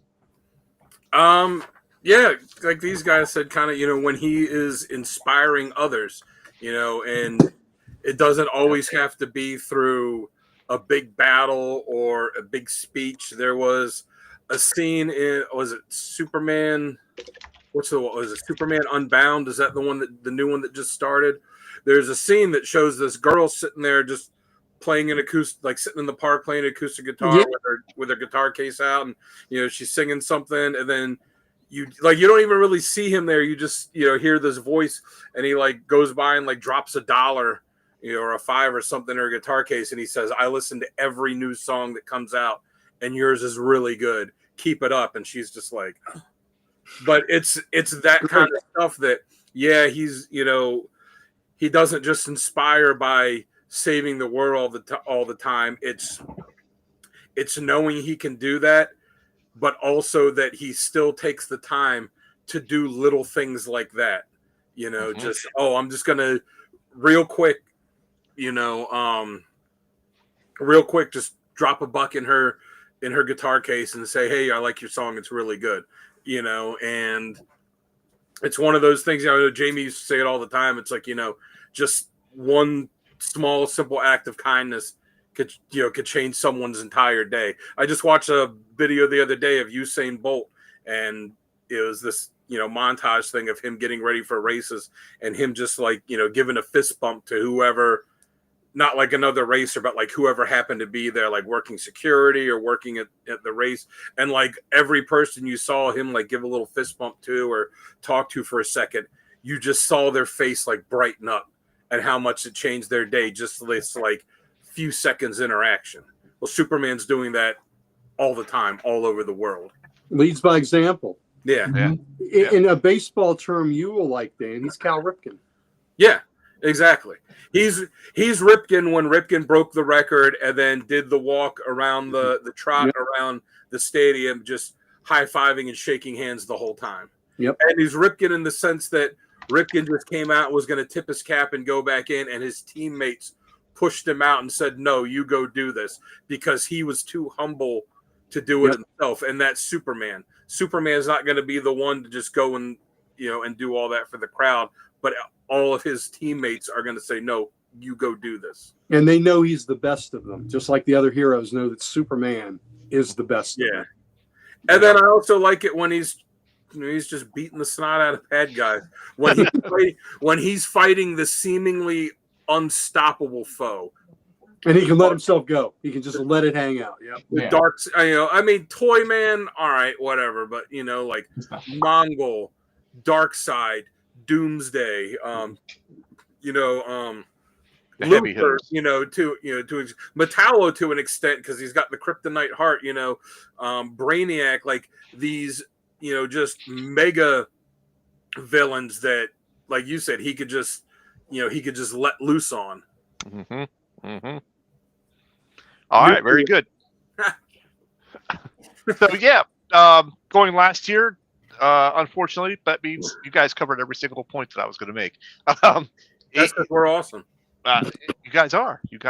Yes, I like the fact that he is someone that everyone aspires to. That's one of the main reasons why I like him. They look at him and be like, I got to be more like that, And Dan hits it with and Jamie also hits it with the small things that he's doing, like even some of the issues or stories where he takes a kid that's like terminally ill to space to see the moon, something like that. That's just some of those gestures that he does there are just absolutely amazing. His fights with Lobo are great. Yeah. So and I do like your point where he says beats the snot out of people or just let go, because he does talk about that where he has to be very careful of how much power he's using because he doesn't want to kill anybody. So he's always holding back constantly. It's only these few rare characters that come out that he can actually go ahead and just go to town on and just let go and go full power on. What else did I have on here?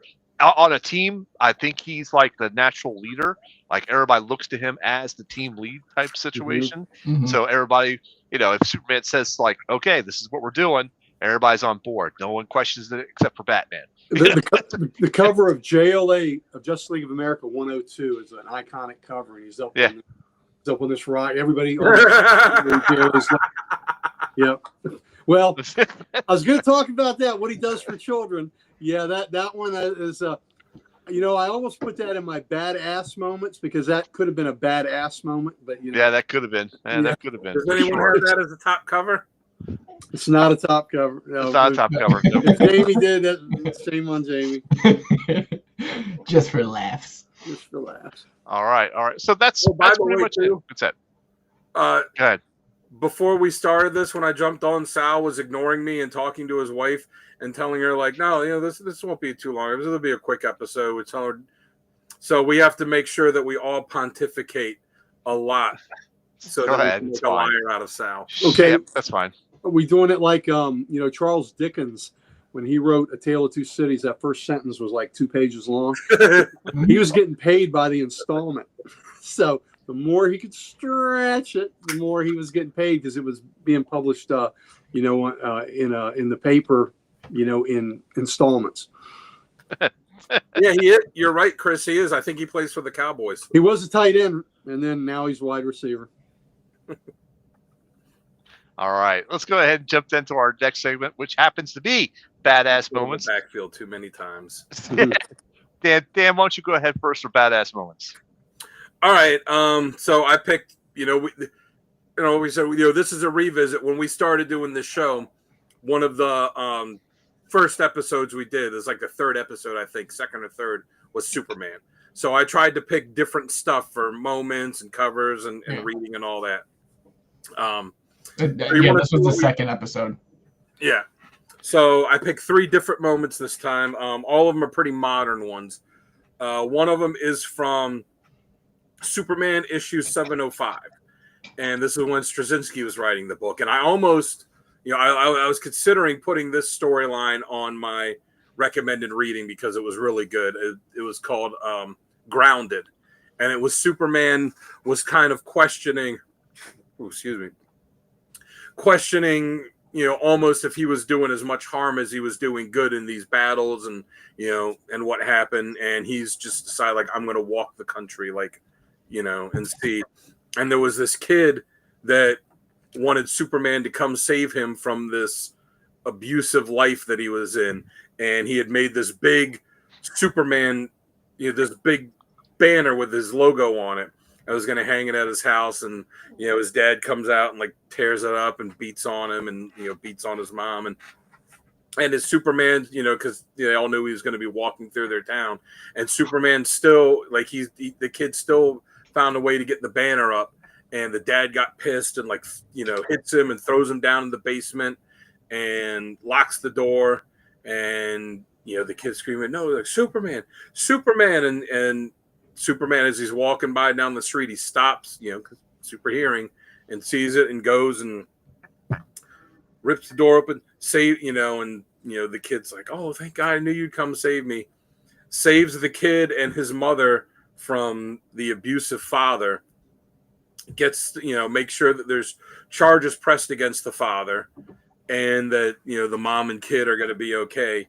And then he tells the kid too, he gives him a card with a phone number, and he says, I want you to call this phone number every day and leave a message, just telling me what's going on in your day. It doesn't have to be long, just call, but make sure you call it every day because I'm going to check it every day. And if there's a day that goes, and then he kind of like looks at the father, he goes, if there's a day that goes by and you don't call, and so he looks at the father, he's like, I'm going to come back and I'm going to basically tell him, he's like, I'm going to make sure everything's okay.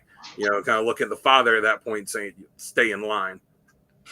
So again, that kind of, and all my, my other 2 moments too are all these ones where he's not fighting like big bad supervillain or saving the world. Cause I had some of those in the first one. It's, scenes like that. Another one is Action Comics 1057.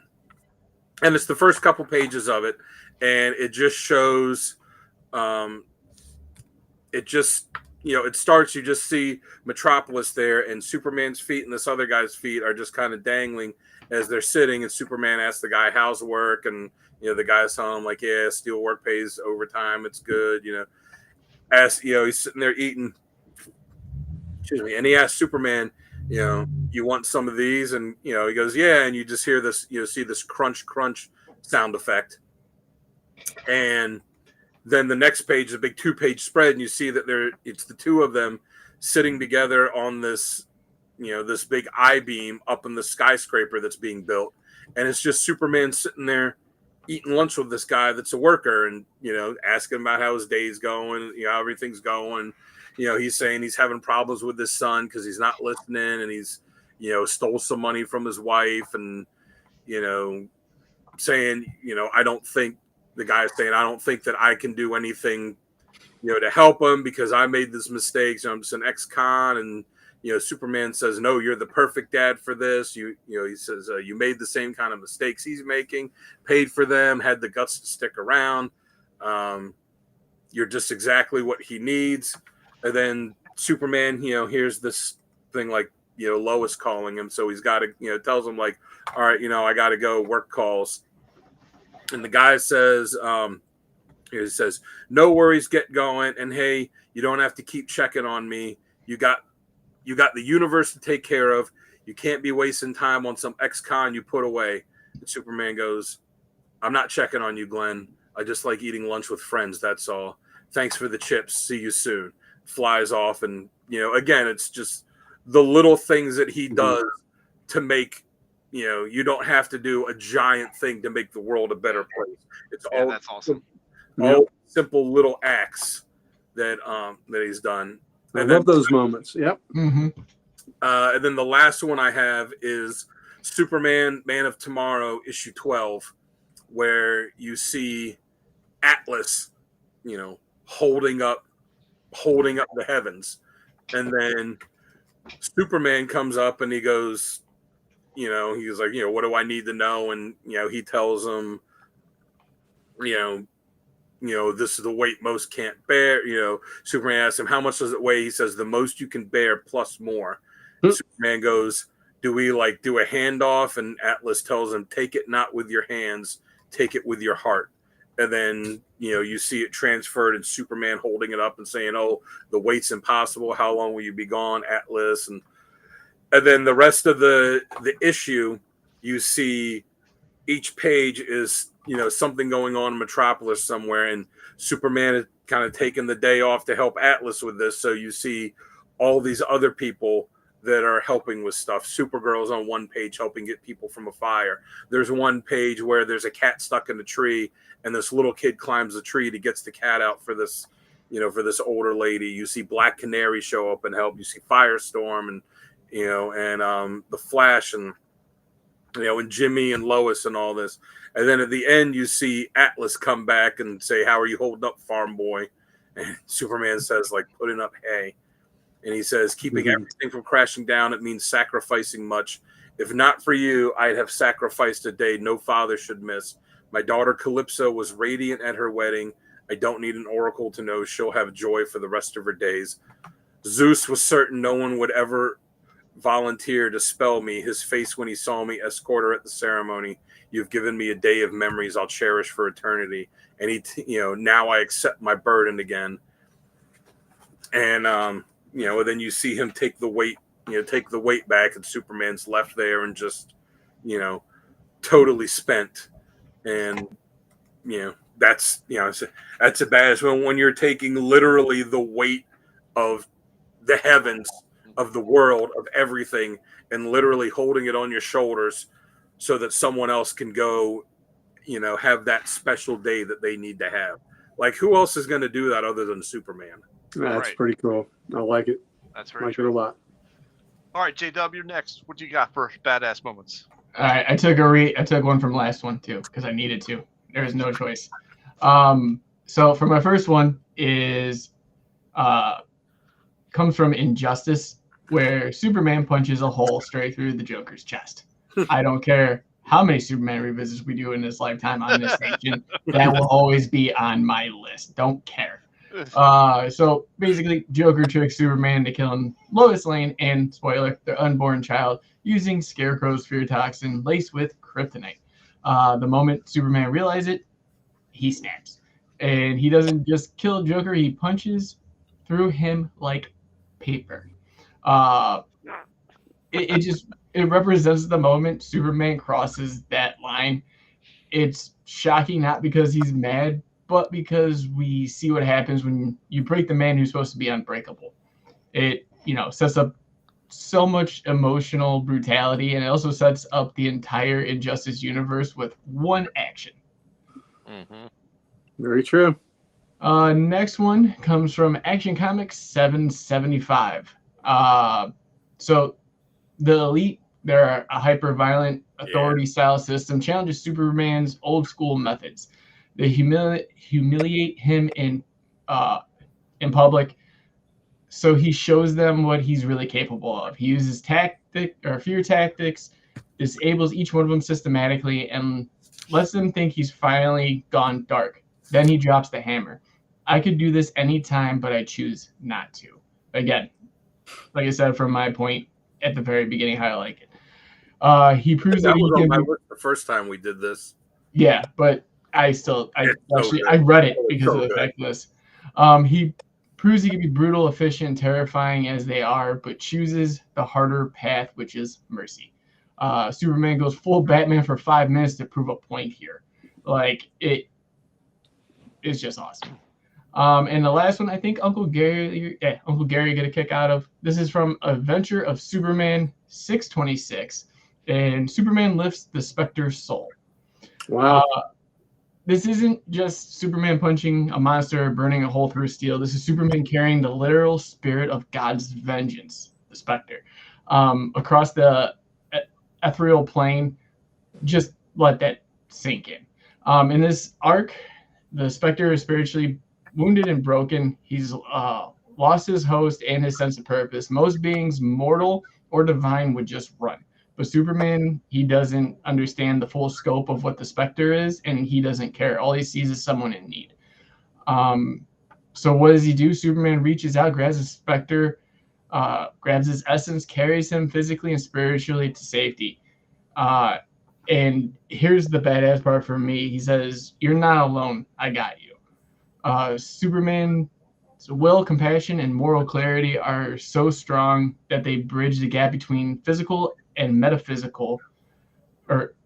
Metaphysical. He doesn't just inspire man, he uplifts them. In this, there was no punches, no heat vision, just strength of the heart. And I just thought that was badass that he's helping a character, just the god of vengeance himself. I like it. That's pretty cool. All right, so I'll go next with this, and I'll leave Uncle Gary's for last. Let's see. I kind of went sort of old school on 2 of them, and I'll save those for last. I'll go kind of like in a reverse order. Superman number 22 from 1988. He freezes a supernova with his breath. I mean, he literally extinguished a star just with his super breath. I mean, that's pretty badass right there. So the Silver Age one I have, I had to look this one up, and I went back and I looked it up. This is from Superman 185. He stopped a planet from exploding by holding it together. And I know it's like it's comic type of logic, but whatever. It's still pretty cool. He stabilized the tectonic plates and with just using raw muscle, and did it with a smile on his face too, which is amazing. So for my I do last that one, every time I go to Taco Bell.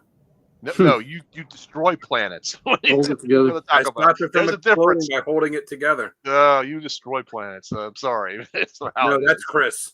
Yeah, That is Chris. that is Chris. Yeah. Okay. So talking about planets, we're going to go to the Golden Age. Superman number 13. He dragged a chain of planets just to get them to realign into their proper orbits. I mean, that's a visual flex in itself, and I love it. So those are my 3 badass moments. All right, Gary, how about you? All right. Well, we'll. I'm just gonna say one word: Doomsday. Yeah, I had that on mine, but I figured someone else would have it. Well, I figured it was. I'm sure y'all had it for the first one. Just that whole.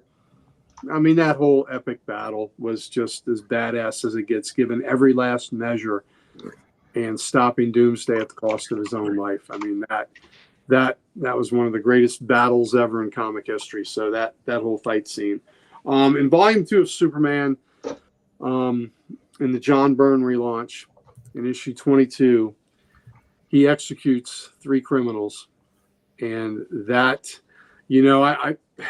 I know that I'm sure that's not canon now, but that was such a shocking moment for the hero that doesn't kill to execute Zod, and I guess that was Ursa, and I guess Jax-Ur, to execute them because they had killed an entire planet it was an alternate Earth.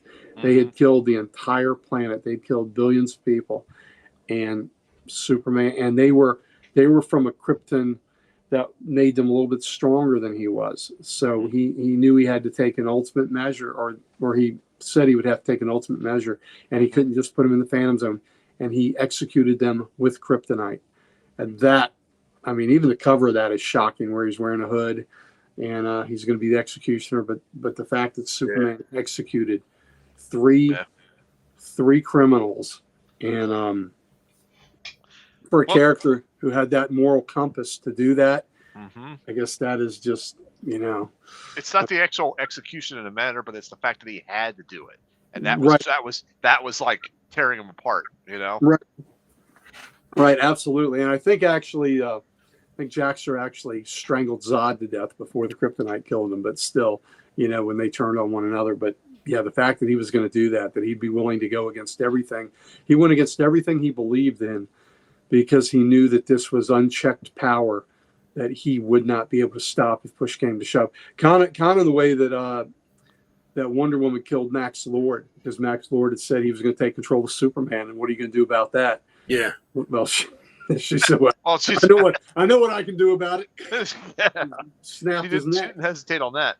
Yeah, I think that was on all when we did the Wonder Woman episode. I think that was on all of our badass moments list. Yeah, snap, crackle, pop.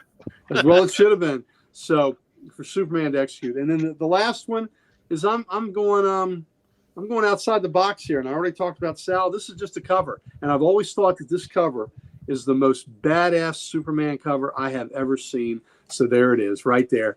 Superman 317. Nice. In seconds, the kryptonite implanted in my body will kill me. But before I die, I'm taking you with me. That, to me, that is the Superman you don't want to F with right there. Look at that. Yep. Neil Adams, look at every muscle. Neil Adams, goodness, yeah. Oh, man, and he is irradiated with the green K, and he's about to die, but he is making a pledge that you are going with him, my friend. So I just always thought that's one of my favorite covers, for me. And I just think it's a badass cover, and that it's, Superman being badass is pretty cool. So, well, if I could read it like you saying in my head, yeah, it'd be a badass cover. Me, it'd be like, I'm gonna kill you either way. No, and you look at that, so you look at the way that cover is. I imagine like Rob Liefeld looking at that, like the mean look and the muscles and the veins popping and like the lines in the background going, I'm going to draw everything I ever do to look like this, except that I'm going to ignore the obvious proper anatomy. Attention to detail? Mm-hmm. Yeah, the obvious anatomy, but everything is always going to have every vein and muscle popping out of it, no matter what. Yeah, Neil Adams was great at anatomy. Matter of fact, this week I just... my artist edition Neil Adams book came in. Ooh. And it is spectacular. I need to see that. You see it on Saturday night, man. It's real and it's spectacular. And it's fantastic. It is real and it is spectacular. It is. So it's also kind of heavy, but it's all, what an amazing book. So I've been waiting for this for a while now, and I'm happy to have that. But yeah, Neil Adams' anatomy was just perfect on the stuff. So that's my last badass moment, that cover that I have loved ever since I bought it off the rack way back in I guess that was about 77, I'm gonna think. Yeah, it's late 70s for sure. Mm-hmm. Late 70s for sure. All right, so let's go ahead and move on to our next segment, which is critiques and stuff that we do not like about Superman. J-Dub, you go first on this one. All right, mine's short and sweet. It's nothing. Superman fails to me when like the writers reduce him to just a power set, a savior complex, or just like this PR friendly symbol, and there's no internal conflict whatsoever for him. It's more or less just like me big, me beat you, me win, I fly off. And it doesn't resonate. Like, yeah, they literally had to create a weakness for him, which I get. But you don't have to do that every single time. And there's been stories where it's just been that, and that doesn't sit well with me. Symbol of hope, not a symbol of just I come in, I hit you, we done. Yep. I will go next on this because that's pretty much what I was going to say. Some writers don't know how to write him with that internal conflict or that struggle. Always got to be the moral compass, always taking the right approach, that type of thing, being the aspiration that people look up to, So I think some writers can't work that well. When they don't, he comes off as me punch smash type thing, like the Hulk, Mhm. type of thing. So yeah, I like it when he does have that internal conflict type situation. So not seeing that writers handle that properly, I do not like. It's like you have Bizarro for that reason now. Like you don't need to keep Bingo. You got Bizarro for that. Yeah. running that same gauntlet. Right. Totally true. All right, Dan, how about you? Just because you brought up Bizarro, I'll say it. Say it. I hate Bizarro. I hate reading comics with Bizarro in them. I am not a Bizarro fan either. It takes a little while to get used to reading. You know what? I like Bizarro Yeah, when exactly. they used them with Red Hood Exactly right, buddy. in that comic. I loved how they used Bizarro in that comic, but that's probably about it. Like, I don't mind, when you see Bizarro in the cartoons and stuff, but like reading the comics and You am happy when you read Bizarro? and happen to read, but like there was It gives me an aneurysm. There was a storyline in the Terrifics series where it was like Bizarro and like a bunch of other Bizarro characters. And I'll be honest, as I was reading it, I just, when it got to Bizarro's dialogue, like I just skipped it. I was just, it's too much. It's too annoying.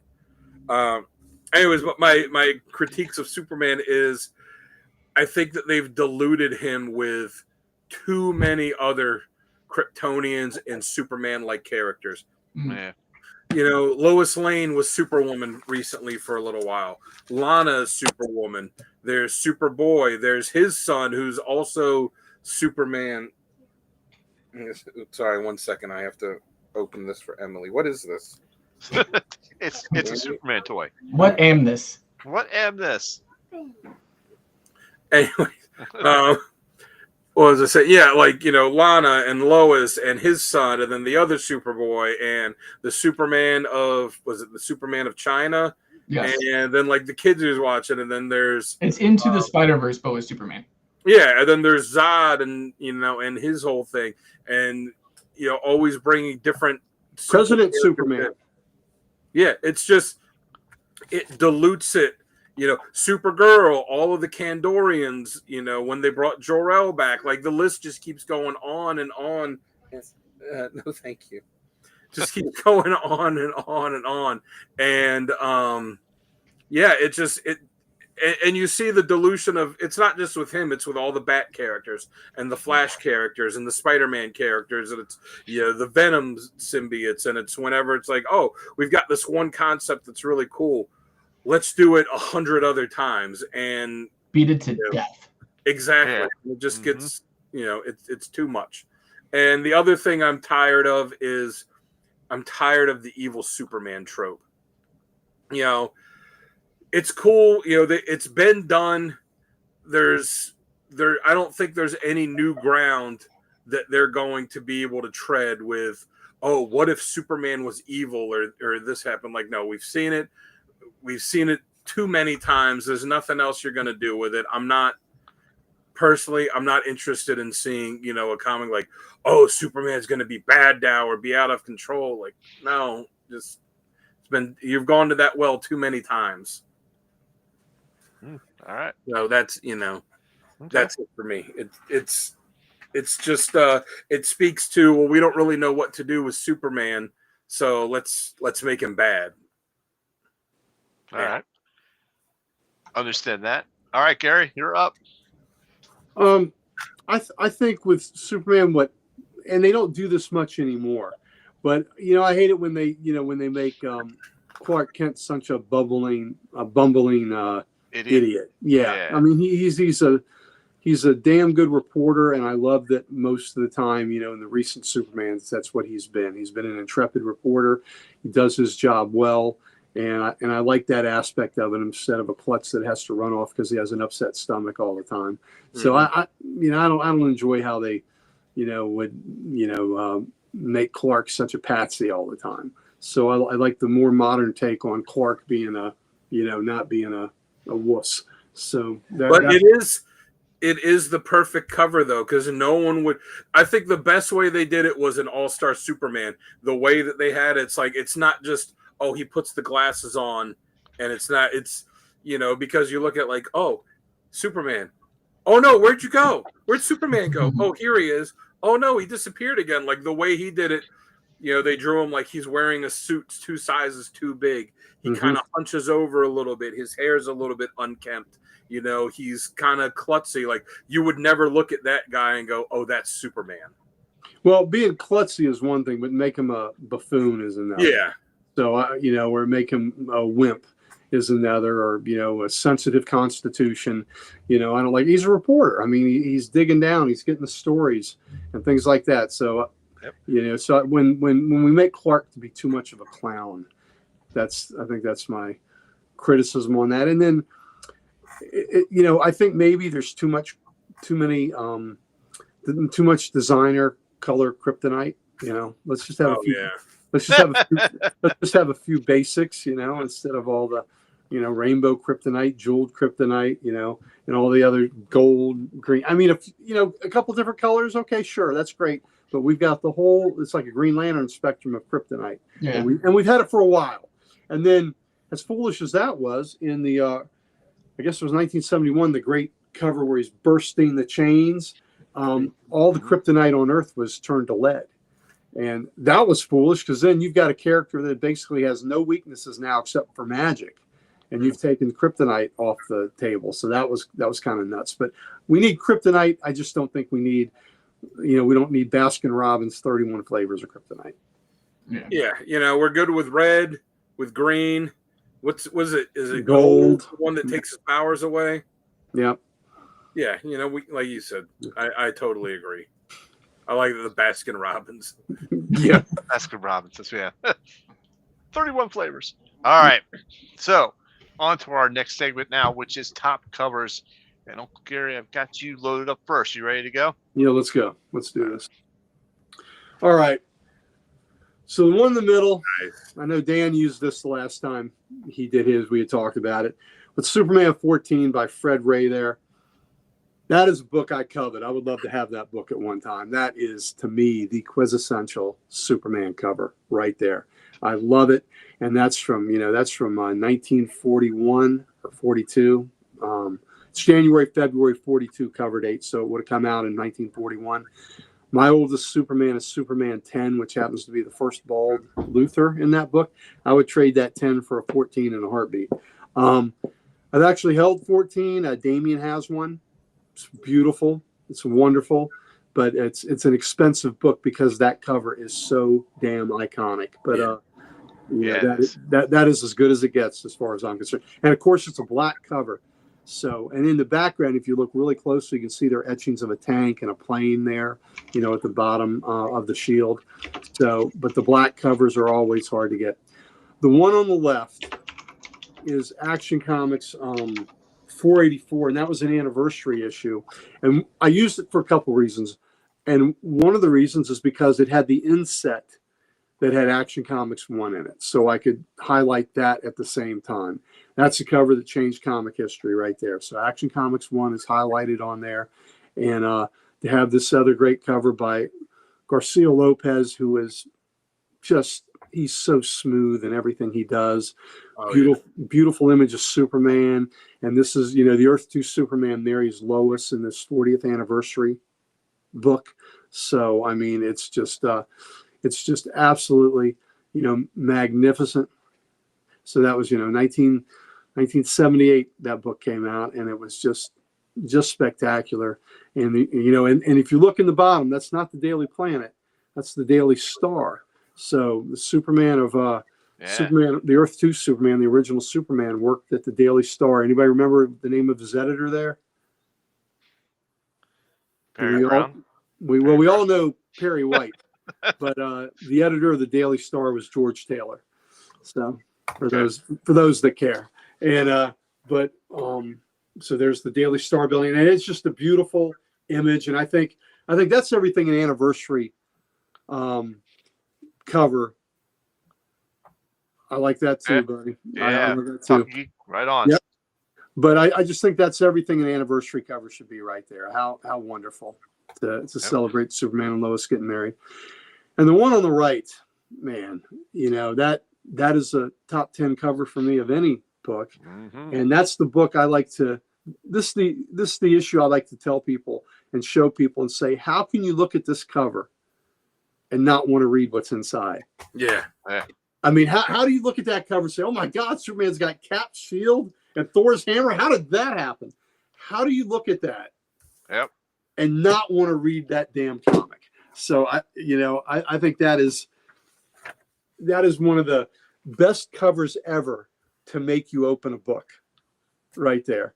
Yep. And it's done by the great George Perez. It was a wraparound cover that had the two Earths kind of colliding and merging on the back, but just that imagery of a battle-scarred Superman, suit torn off of him, holding those two iconic weapons, from the Marvel universe. So to me, that's comic goodness right there. That's fanboy geek out. Yeah. I got to read this, stuff right there. Yeah, the 100% on scene that. where like Cap gives him the shield, and Yep. people always, it's one of those comic arguments too that people, always argue about who would be able to pick up Thor's hammer, and Superman is kind of like a duh. Obviously, he would. He would be worthy. Yes. Yeah. Exactly. Yep. Okay, let's go. Dan, you want to go next for your covers? Yep. All right, here you go. All right, so just to start, my original covers were the Superman 14, like the one that Gary just showed. Yeah. And the Action Comics #1, because it's the one that begat everything else. Yep. Yeah. And Superman 75, where you saw the after he was killed by Doomsday, and you saw the pole and the tattered cape just blowing in the wind, like, just what a striking image that is.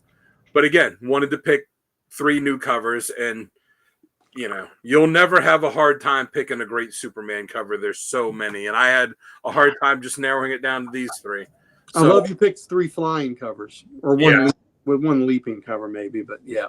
So yeah, Superman 1, again, it's just such an iconic image that's been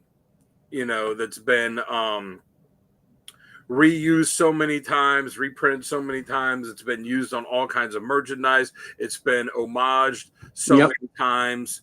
And, it's the first time Superman got his own book. So just an iconic image. Mm-hmm. So, and that book, I know we've talked about it before. If you sent a quarter in to get the world's best, New York World's Fair comic, they ended up dropping the price of that to 15 cents if you bought it at the New York World's Fair. And because of that, DC thought that the people that sent the quarter in deserved a little something more. So they threw in a free comic. And so when you spent your quarter for that New York World's Fair comic, it came with a bonus book, and that bonus book was Superman 1. How about that? That's crazy. Just imagine if you get your DeLorean running and go back in time. Yep. You just got to take a roll of quarters with you and a mailing address, and you're set. Yep. And those New York World's Fair comics, a lot of them have stickers that were placed on them. It's a 15-cent sticky, sticker that was placed on them to cover up the 25. But that's what you got in the mail. Boom. So I think that's got to be the greatest bonus book ever given out, right? Yeah, it'd be hard to top that. Yeah. The middle one, Action Comics 419. It's another iconic image. Yeah. Superman, you see him flying straight up. You got the city, that like photo real cover, city in the background, which just makes, the art for Superman just stick out so much more. Neil Adams. Yeah, I was gonna say, Neil Adams just makes it stick out so much more. And that great Action Comics logo, and then the little Superman underneath the DC logo, just fantastic one. And bonus, it's also the first appearance of the Human Target. Yes, it is. And then I wanted one more modern, though. I guess at this point, modern is this book came out 20 plus years ago. But the Adventures of Superman 505, the Tom Grummett, Carl Kessel inked cover. It's it's a classic Superman flying pose. You got the city in the background. You kind of got the clouds there. It's almost like the the horizon on the background. He was channeling John Byrne on that, I think, a little bit. Oh yeah, and then the way his arm and like the way his body is designed, that kind of matches up with the Adventures of Superman logo, with the way that goes. It's just it's not iconic in the sense of the first two, but it's just such a classic Superman pose, such a classic Superman image. I love it. That's Absolutely. some good stuff. Good stuff. All right, so I will go next for covers, and here I am. Boom. Oh, great covers. Yep. So I'll give Dan some credit to Superman 53. I kind of had that on my list to cut, and he had on his list to cut, and he's like, "Why don't you take that, and I'll put in something else?" And I said, "Okay," because I love this image with him with the standing by the flag, and you see the truth, justice, and the American way, and in there, it's just that's just really wicked. That's Jerry Ordway goodness right there. Yeah, I was about to say cover artist was Jerry Ordway right there, and love it. Let's skip to the far right. This is Superman 109. The cover artist was Ron Frenz and Joe Rubinstein on this one, and I love the perspective in this one. You see Superman flying, you always think the city's going to be below, kind of like below him. Well, it is below him, but it's opposite because he's flying upside down. What catches your eye first is the upside down birds, and they're like, why are these birds upside down? Oh, he's upside down. Okay, all right, I got it. And then the rest of the city clicks with you with how he's flying. So I love that image. So and then of course let's go from some old school goodness here. Number 23.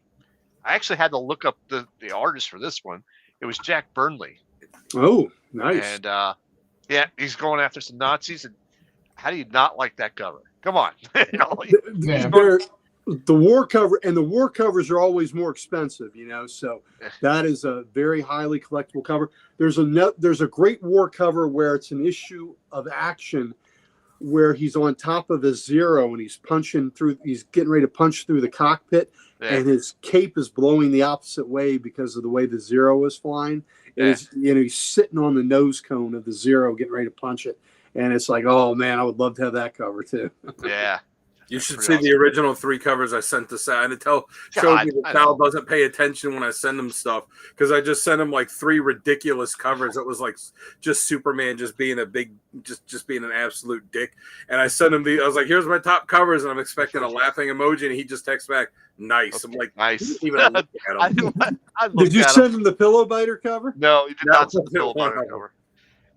I was just like, okay, I can't handle this right now. Nice, and I'll talk to you later.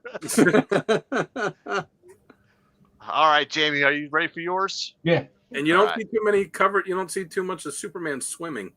No, you don't. That's true. That's right. Well, you get some with Aquaman. There's a few with Aquaman, but that's usually where you get them swimming. We were talking about this. Dan and I were talking about this. Oh yeah. We were asking. We're going to ask you: is there ever going to be an Aquaman Superman race? Underwater. Oh, you know what? They have, and Aquaman is faster than him. Okay. Yep. I'm pretty sure that was in a JLA issue. Yep, where Aquaman smoked him. He kind of have to be, otherwise that'd be a pretty big embarrassment for Aquaman. Yeah, sure. Yeah, Absolutely. Would be. All right, Jamie, here you go, buddy. Oh, wow. Sweet. So we're going to start off. I had to pull a doozy on this one. Deceased number 2. This is the Matina cover. Yeah. I just love the idea of zombie Superman going nuts. I love it. I bought all these covers because of how cool they were. So that one had to be up there. Middle one is the Liber Mayho Action 1000 cover. I mean, it's gorgeous. Especially for, I don't even think he's flying. I think he's just hovering at this point. There was a really cool Bermejo cover where Superman's flying by the window and the kid is in the apartment. That was my pick for the year, like yeah, 2 that was years really ago. cool. Yep, so good. Yeah. Mhm. But then the last one I love because I love the watercolor aspect of it. This is from David Mack. This is Superman #1. Obviously, everyone's gonna hate it because it's the Bendis run, but the cover alone, I just think, is spectacular in its own right. It's a great like it. cover. I do. It doesn't bring out like that ferocious kind of like you see every vein. He's just, muscles everywhere. It's just slim, sleek silhouette of Superman just being stoic. Dig it. Okay, awesome, good stuff. All right, so before we jump to the next segment, we got to talk about our giveaway. And Dan, why don't you go ahead and talk about that?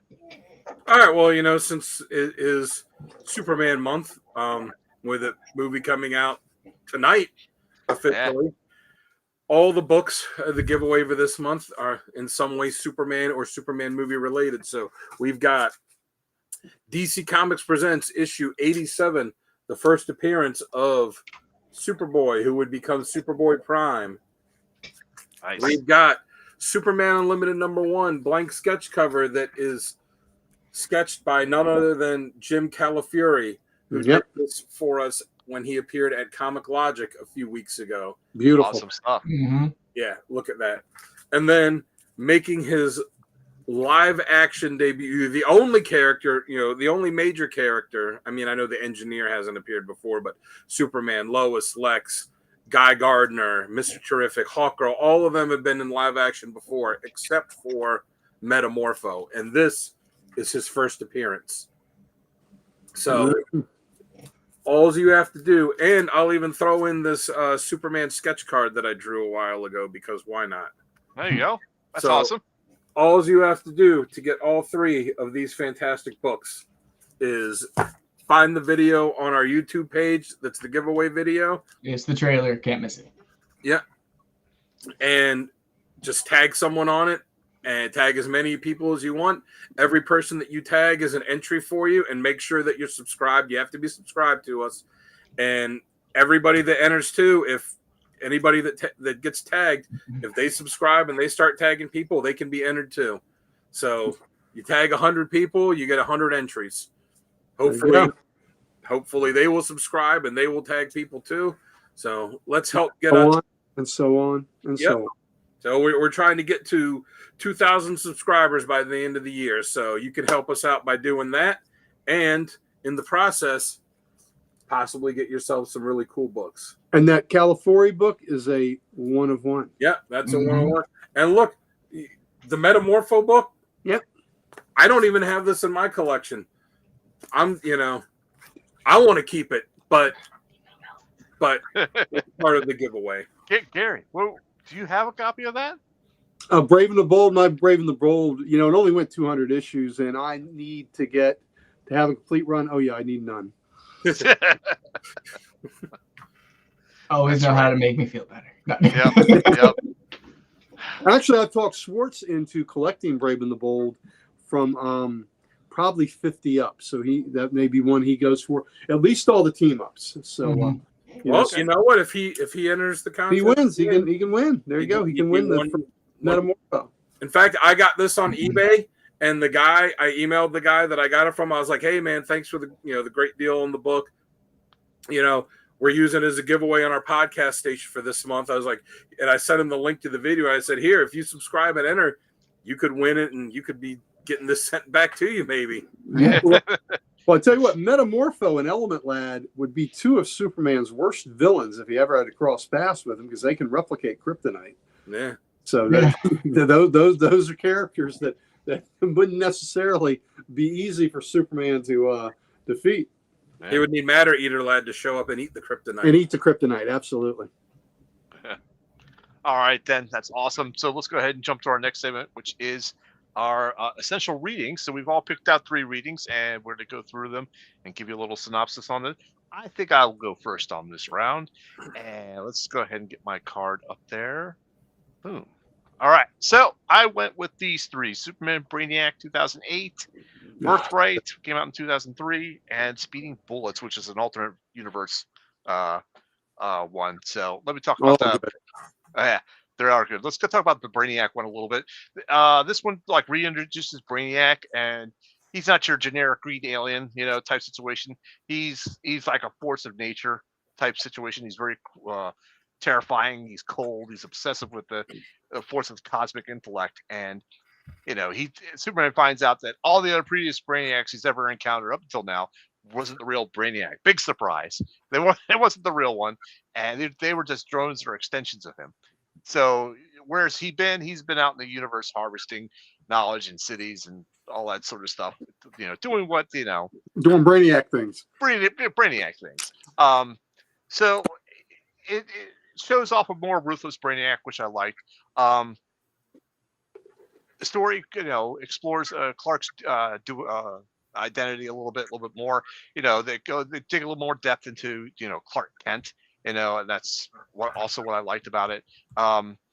Gary Frank's art in there was so good. It was good. I almost feel like it was inspired by like the Christopher Reeve from Seven. Oh, absolutely it was. Oh yeah, absolutely it was.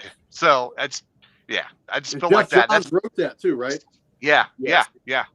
And so, of course, the TV station's been rerunning all the Superman marathons, and I've been watching the Superman 1 movie again, and it just brought back really good feelings. I remember seeing that in the theater, and it was just amazing for me.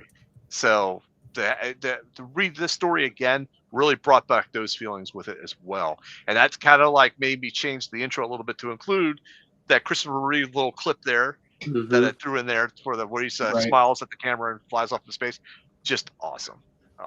So if you like emotional character driven Superman stories or cosmic level threats with personal consequences type of thing, this is a good story for you. You'll definitely like this. Do you remember the tagline for Superman when it came out?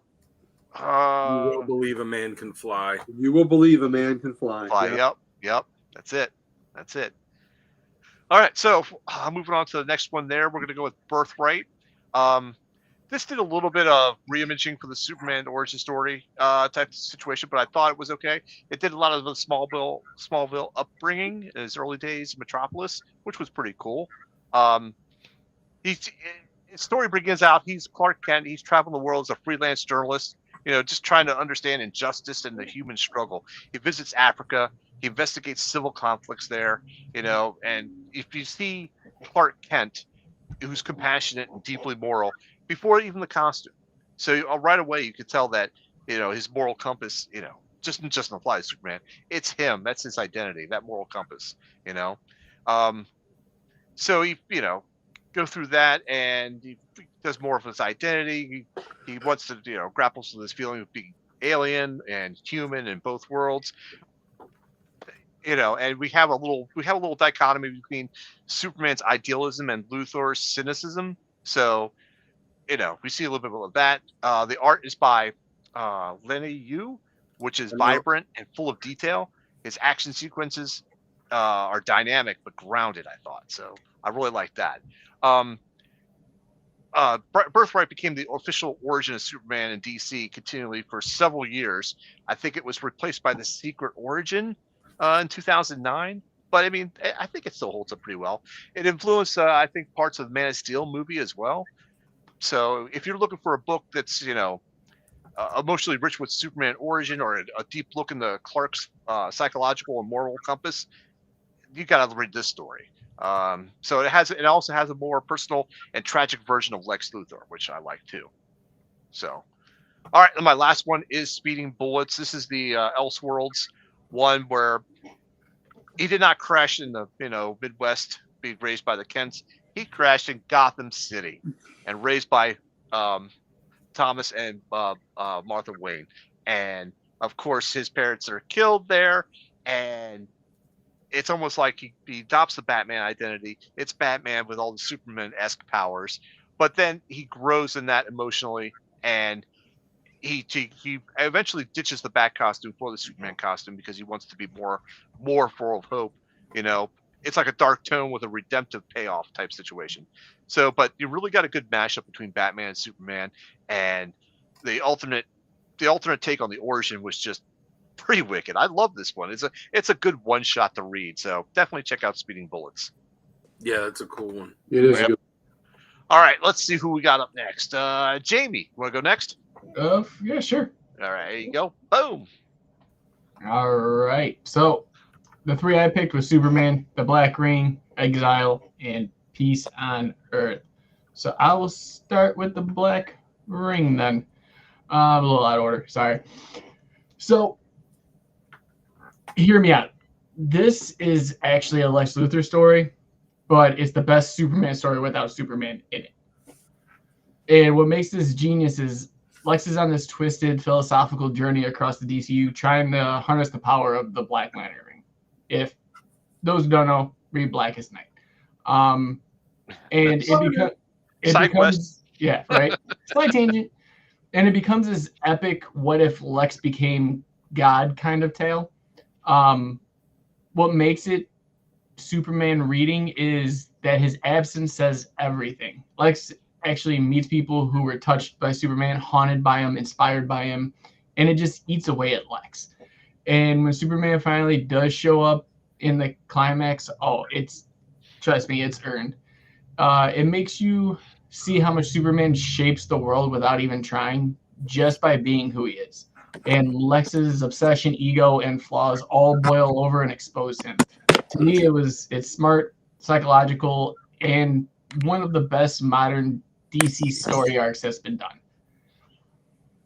Next up, we have Exile.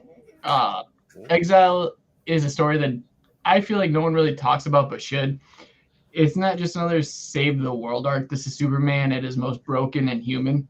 After he actually does kill the Phantom Zone criminals, in a moment of desperation, he can't live with the guilt.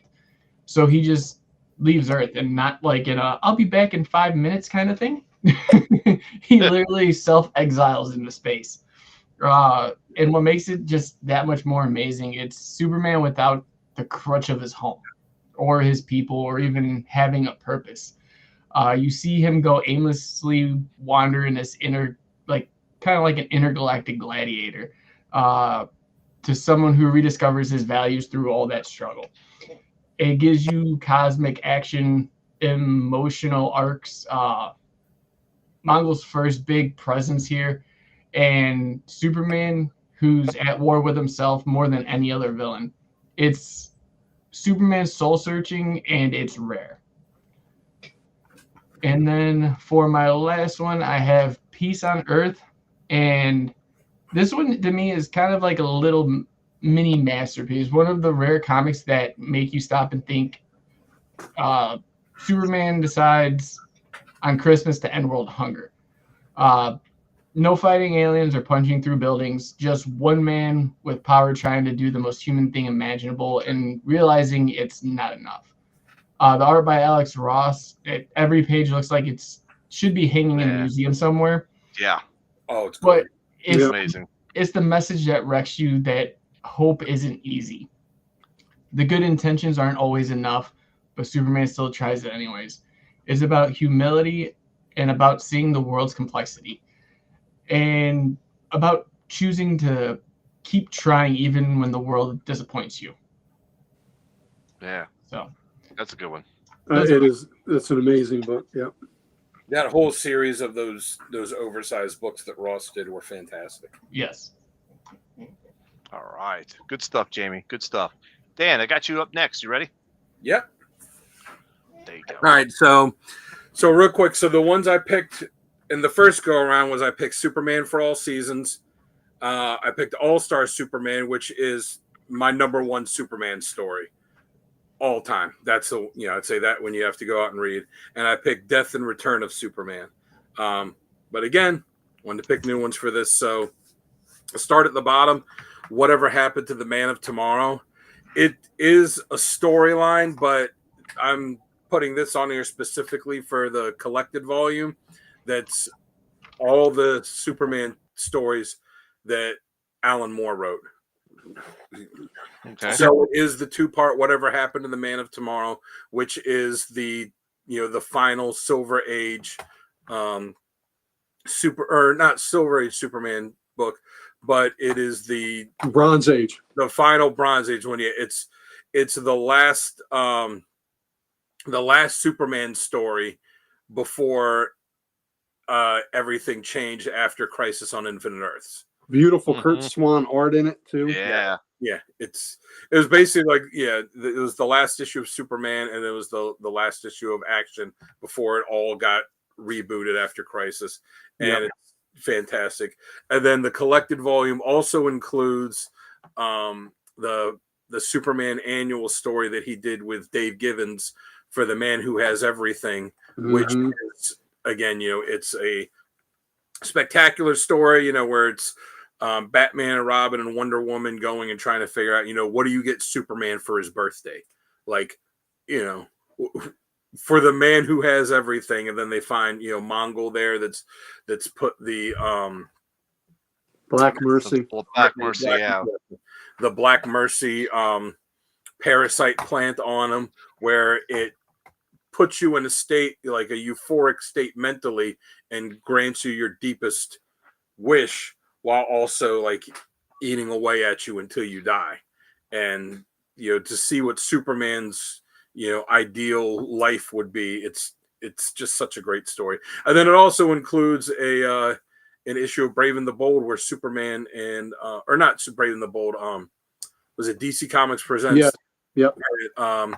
Had a Superman and Swamp Thing team up too, which it's a cool story, but it's really the other two that are the crux of this one.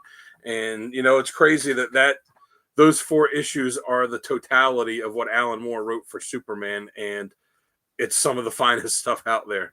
Well, and Alan Moore really wanted to write the Whatever Happened to the Man of Tomorrow because Julie Schwartz wanted Siegel to write it originally, but there were just things they couldn't work around, and Siegel couldn't do it. And he happened to mention to Alan Moore his dilemma, and Alan Moore said, "You need to let me write it." And that's how it happened.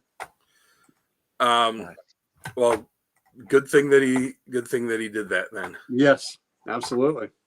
The one in the middle, Kingdom Come, while not specifically a Superman story, it is, in my opinion, one of the best comic, stories. One of my favorites that I've read, and I've gone back and reread it. I don't even know how many times.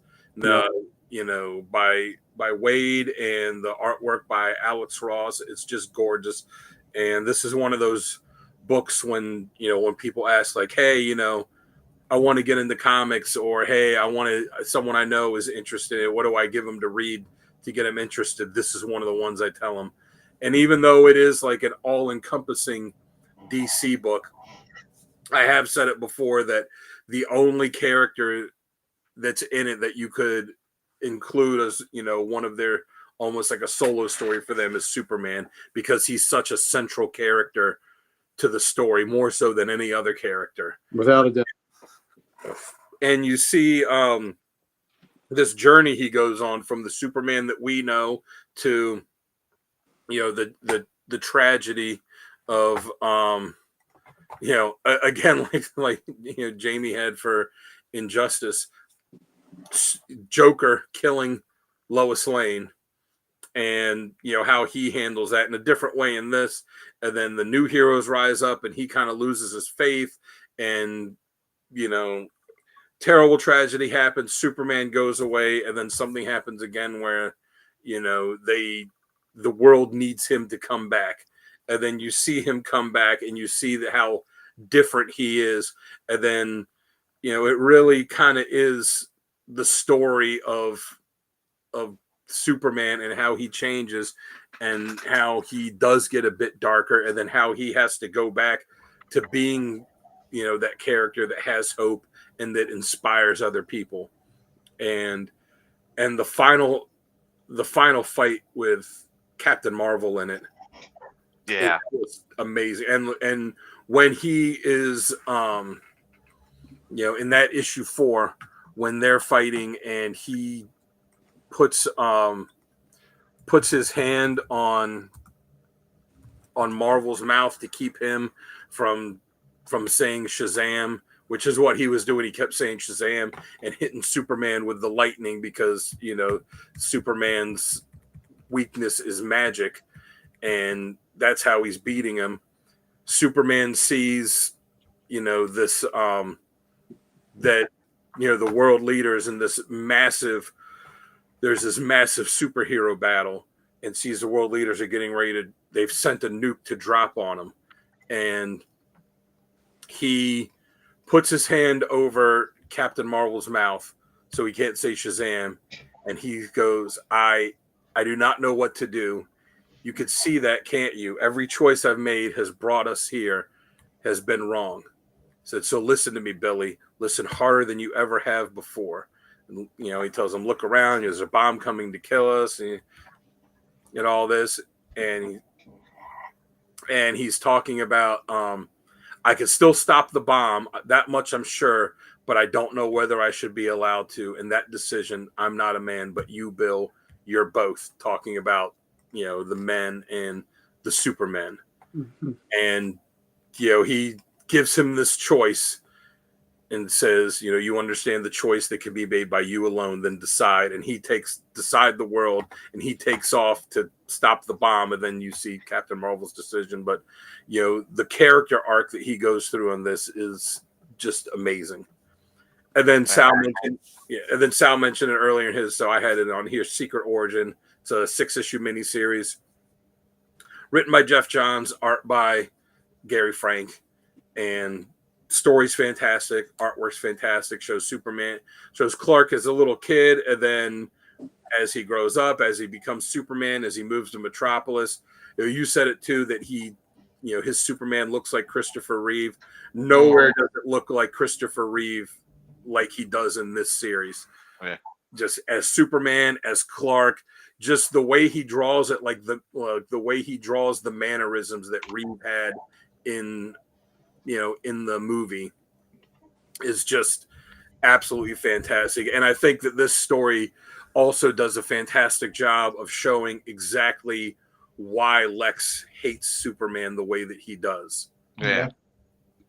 And it, you know, so it retells his origin, makes some tweaks to it here or there, like all these origins do, but it's a fantastic one to read. It is. Awesome. Good stories there. All right. So, Uncle Gary, that brings us to you, buddy. You ready? Yep, let's do it. All right. Start out Superman, Peace on Earth, and it was done in a wonderful, beautiful Treasury edition size format. And it is just gorgeous. And this, I think this is close to if Superman was a real character, real person that on our planet. I think there's real emotions there, and how he's a force of good, and how he wants to feed everybody in the world, and the things he would come across. You know, there's a scene where there's a dictatorship he goes to, and the dictator wants to take, you know, the shipment of food that he's bringing, and then, you know, enrich himself with it. And Superman's going to stop it. And at one point, the dictator fires on his own people, and he stops all the bullets. And basically, the dictator says, well, you know, that's fine. You can be here today, but who's going to be here tomorrow? And Superman realizes that there's some things, some limits he has, that he can't do everything every day. And it's kind of heartbreaking. But you do see glimpses of human nature that way, and you see the hopefulness, the uplifting, where he's helping people all over the world, and it's just magnificently drawn and painted by Ross. Right. Mm-hmm. And it is just these big full page spreads of gorgeousness. When he's taking the tree to the city center in Metropolis and taking the Christmas tree there, it's just gorgeous. And the writing by Paul Dini is just beautiful. So I can't recommend that highly enough. That's another book when people say, I want to get into comics, what should I read? That I give them that book, and that's a book they'll read and go, wow, I didn't know comics were that deep. Yeah, they are that deep. Superman for all seasons. You know, Jeff Loeb and Tim Sale were the creators of this. And their work, we primarily think of their work with Batman and with the darkness and with the shadows. They've done great work. They've done a great Spider-Man series and Daredevil and Captain America for Marvel, and a Hulk series for Marvel. But mainly you think of them with Batman and all the shadows and, the darkness of Gotham. And it was really kind of, a complete 180 to see them do Superman for all seasons with the light and the brightness and the color palette that Sale used for this, and it's just beautiful. Sonny, Mike and I reviewed it yesterday on the podcast, and Sonny and I had it as a 10 out of 10. Mike had it as a 9 out of 10 just because Superman's drawn like the Macy's Day Parade. And but that's part of making him and Clark larger than life. But it was a wonderful Clark Kent story, and it was there were 4 issues to it, and it was narrated by the narration in it was by Paul Kent, by Lois Lane, by Lex Luthor, and by Lana Lang. But it was essentially a Clark Kent story, and who Clark is, and it was just beautiful and sensitive and just a wonderful character study. And it's a book you read and you feel, when you're done with it, it makes you feel good. You just have a wave of nostalgia comes over you after you read it, and you feel the goodness of who Clark, / Superman is. So love that book. Can't recommend it highly enough. The last one is Superman and the Legion of Superheroes, which is part of the Jeff Johns, Gary Frank run on this. This was almost one of my picks too. Oh man, it was so good. And Superman is an adult, and he's interacting with the Legion again. He has to go back in time, and things have gotten goofed up in the future, and he's got to rewrite them. And to see that love that Jeff Johns has for the character, and to see the Legion again, the classic Legion used so well, was a wonderful thing for me. And the art is phenomenal. And what we've seen, I think all of us so far have had one iteration of this Jeff Johns, Gary Frank team up. Dan had Secret Origins, and then we had the Brainiac saga was on the other list. And so all these are part of that great Jeff Johns run, and they're fantastic. And another run that almost made my list is the Superman New Krypton run, which was really great and really inventive, where Superman leaned into his heritage and went on to Kandor and was, became a part of that society and was living as a Kryptonian. And that was a really great, we've seen so many different, Superman can fight Lex and fight Brainiac, so many times that there's always a repetitiveness to it. That was a totally unique story to see him living as, a Kryptonian in that society. And it was fantastic run. So that almost made that list, but I put the Legion in instead. And for me, really, the only reason the Legion one didn't make my list is because I had Secret Origin, and I was like, well, I don't want to have 2 by the exact same creative team. Right. So many other great ones to pick. Exactly. But it just goes to show you that we've had that the Johns Frank team has been on all the lists so far. Yeah. With different stories in them. We each picked a different storyline from that same epic run. So it shows you how damn good the whole thing was. Yeah. And remember when John started writing that Superman book too, his co-writer on it for a while was Richard Donner. Oh yeah, that's right. That's right. And on the new Krypton run, James Robinson co-wrote it, and he's he's also a fantastic writer. Because when Johns was getting started out, he worked for Donner. He sure did. I think it was when he was doing Lethal Weapon. Yes. Mm-hmm. All right, good story, Scary. This is awesome. Love it. All right, so now we can move on to our next segment, which is best writer and best artist that we've liked. Uncle Gary, why don't you go first for this one? All right, and I have a bunch of honorable mentions. I'll mention after everybody's going. Oh, do it. That's all. No, no, I don't want to take anybody's thunder, and I'll say them at the end. All right. But just for historical purposes, just because we wouldn't be here talking about this if it wasn't for Jerry Siegel and Joe Shuster. Yeah. They set this template. They created this archetype, these characters, two immigrant, I think they were first generation Americans. Their parents were immigrants, eking out an existence in Cleveland, and they had this character for a while, and then it finally got published. And I don't know if I mentioned it tonight on our show, but when Action Comics 1 first came out, and that great iconic image of Superman holding the car up, Wheeler Nicholson, the publisher of DC, was incensed when he saw it. He would never have approved that cover. He thought it was absolutely asinine and ridiculous. Well, of course, that book sold out, but Superman did not appear on another cover till number 7. It took them that long to figure out that the book was selling out every month because the kids and even the adults that were reading wanted the Superman strip. And even though, Superman in Action only had one feature, there were like 8 different features in there. That's why it's a big deal when Superman got his own book and Batman got his own book. That meant the whole book was devoted to that one single character, whereas Detective and Action and Sensation only had one story with those. But the Action was selling. Wasn't selling because of the Zatara. Wasn't selling because, Cliff Crandall and all these other characters. It was selling because Superman. And with issue 7, they put him back on the cover, and then they got into a rotation where he was every other cover, and then in the 20s, I think he started with every cover.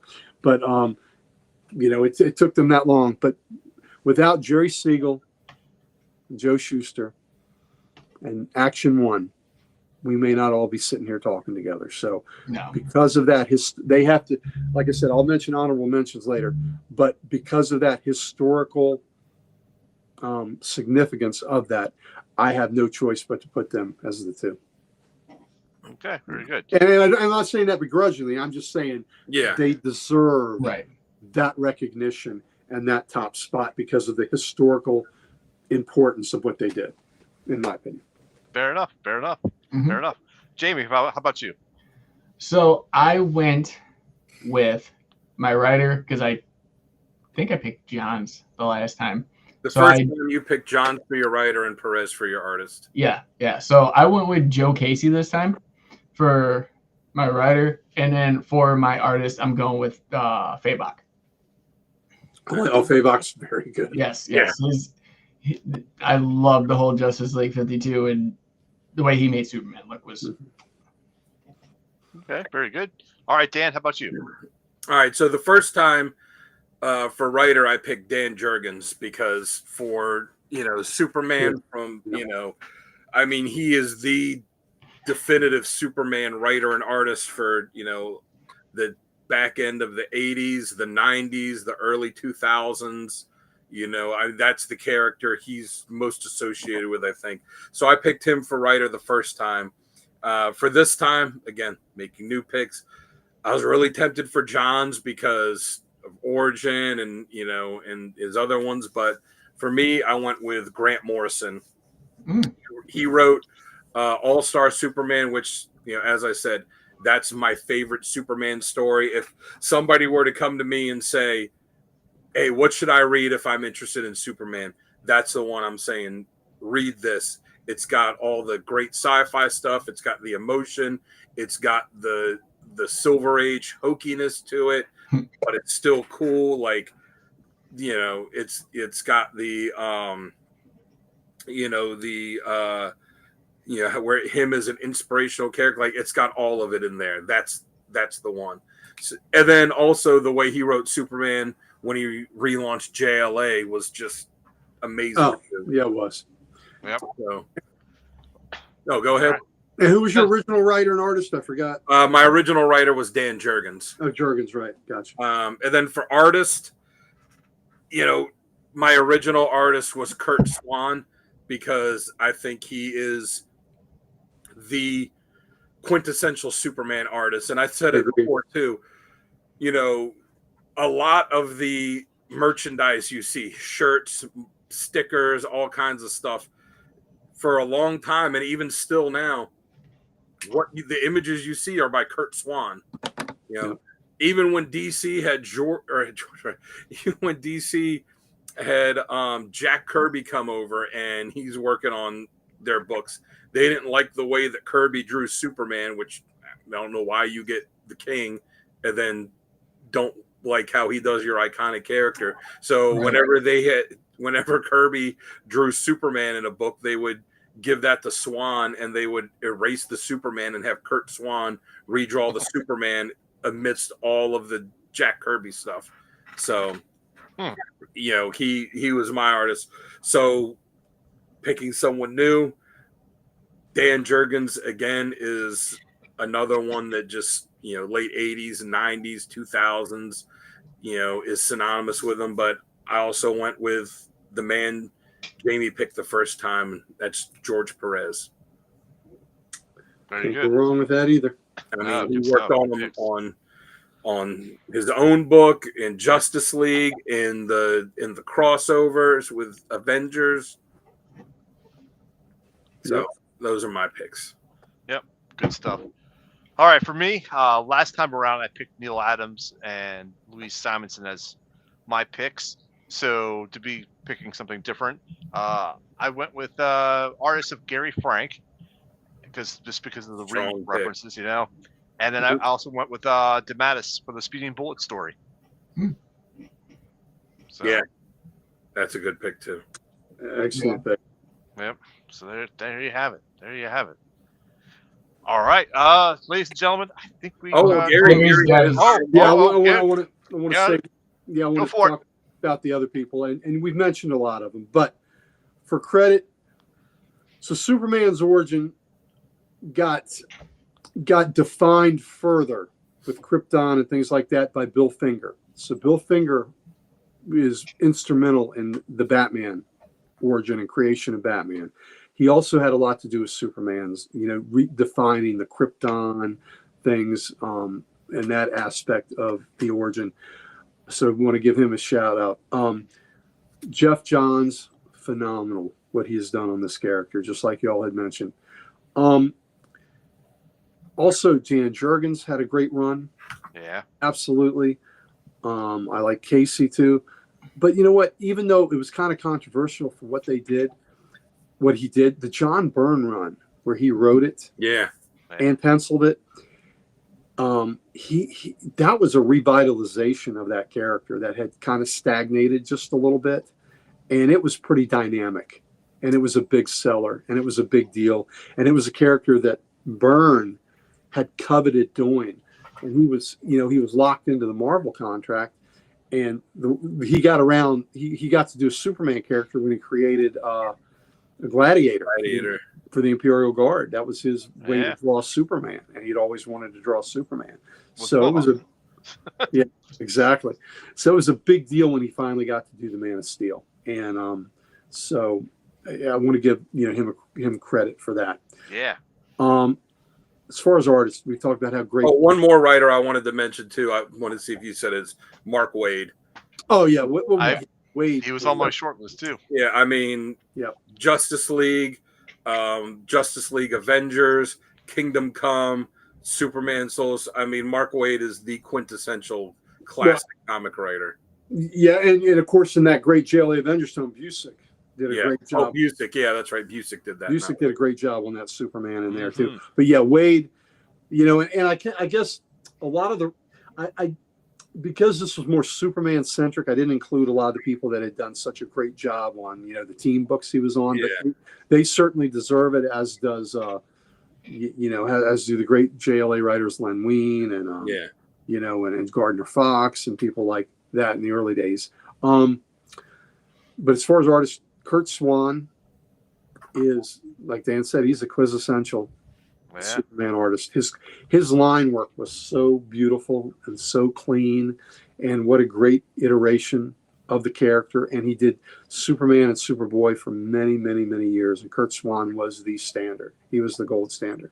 It was like 20 or 30 years. He was DC's go-to Superman guy. Yes, absolutely. He was the guy. We also got to give a lot of love to Alex Ross. Yeah. Oh, yeah. You know, Alex Ross's Superman is phenomenal. Yeah. So, you know, any character he does is pretty much phenomenal. But yeah, his Superman is amazing. Neil Adams, of course, great Superman. And then a guy too, Jerry Ordway. Oh, yeah. Oh yeah. Another Nice. great classic artist. Yeah. Oh, just classic, you know, and his Superman is just timeless, right? So, Yeah. you know, as is, you know, Perez and these other greats. But I just wanted to make sure we mention some of those other names. And like I said, they are all worthy. They are all valid. But at the pinnacle for me is, you know, Jerry Siegel and Joe Shuster, you know. Yep. And it was really cool to see as I watched the beginning of the Superman movie, in the opening credits, not after the movie, the opening credits, you see Superman created by Jerry Siegel, Joe Shuster. And that happened because of Neil Adams. Yes. Neil Adams made that happen. When this movie was coming out, he put pressure on, and at that time, Adams was at the height of his, you know, popularity, and he had a bully pulpit, and he embarrassed DC about how you have this multi-million-dollar movie coming out, and you got the two creators of this character that are barely getting by on Social Security, barely getting by. He got them each $1 million stipend, or I'm sorry, $1 million bonus payment, and he got them a stipend that DC was paying them on a regular basis, and he got them their credit line back, and he got to watch that premiere with Siegel and Schuster, and he sat next to those gentlemen when their names came on the screen, and it was quite an emotional moment for all of them. And now, every Superman book we read, so Superman created by Jerry Siegel, Joe Shuster, because of Neil Adams. That's because of Neil Adams and what he did. He did that for a lot of artists. So I just think we can remember him and we remember those great creators too. So, you know, I just think one thing too with the new movie coming out, one of the big things that's being made a big deal of aesthetic wise is them putting Superman back in the red trunks. And of course, all the Snyder bros are like, "Oh, that's stupid. You like underwear on the outside and this and that." But the guy was David Cornsweet that's playing Superman. When Gunn was debating on whether to put the trunks on him or not, Cornsweet was the one that convinced him. He said, "You got to do it." And his explanation for it, I thought, was great because it goes back to the creation of the character when he said, "It's like wrestling trunks." Because that's how kids look at him. Like kids look at wrestlers like this, and you know that's how they look at him. And that's what it was like when they created him. It was like a wrestler or a circus strongman costume, or like a circus strongman costume. Yeah, absolutely. I just found out Cornsweet's birthday was also on July 8th, just like me. So that's kind of weird. And I got a little piece of trivia Superman trivia for you. The one nickname that Lois affectionately calls Clark all the time is Smallville. Do you know when the first time was that she called him Smallville? The first time he removed those trunks. I thought that's when she gave him the name Man of Steel. There you go. I like that. All right. I'm just going to guess during the burn run, Man of Steel 1. Anyone else? I don't know. Was it Superman's pal Jimmy Olsen? The first time that she ever refers to Clark as Smallville is in the pilot for the Superman the animated series. It was a 3-part pilot. That was the first time, and then the first time that it was ever used in a comic was in Superman for All Seasons. And then, you know, it's one of those things, it's so commonplace in comics, shows, and everything that, you know, I just kind of I had to look it up because I was wondering, like, when was the first time she was, and I was surprised that it was that modern, that it was only the 90s. I thought it'd be older than that. Yeah, I thought it would be something, you know, at least from the Silver Age. So that's a fun little piece of trivia that you can all, that everybody watching can all go to work tomorrow and wow all your coworkers and friends with. Do you know when the first time this was? And they'll look at you and say, "Who cares? Get back to work."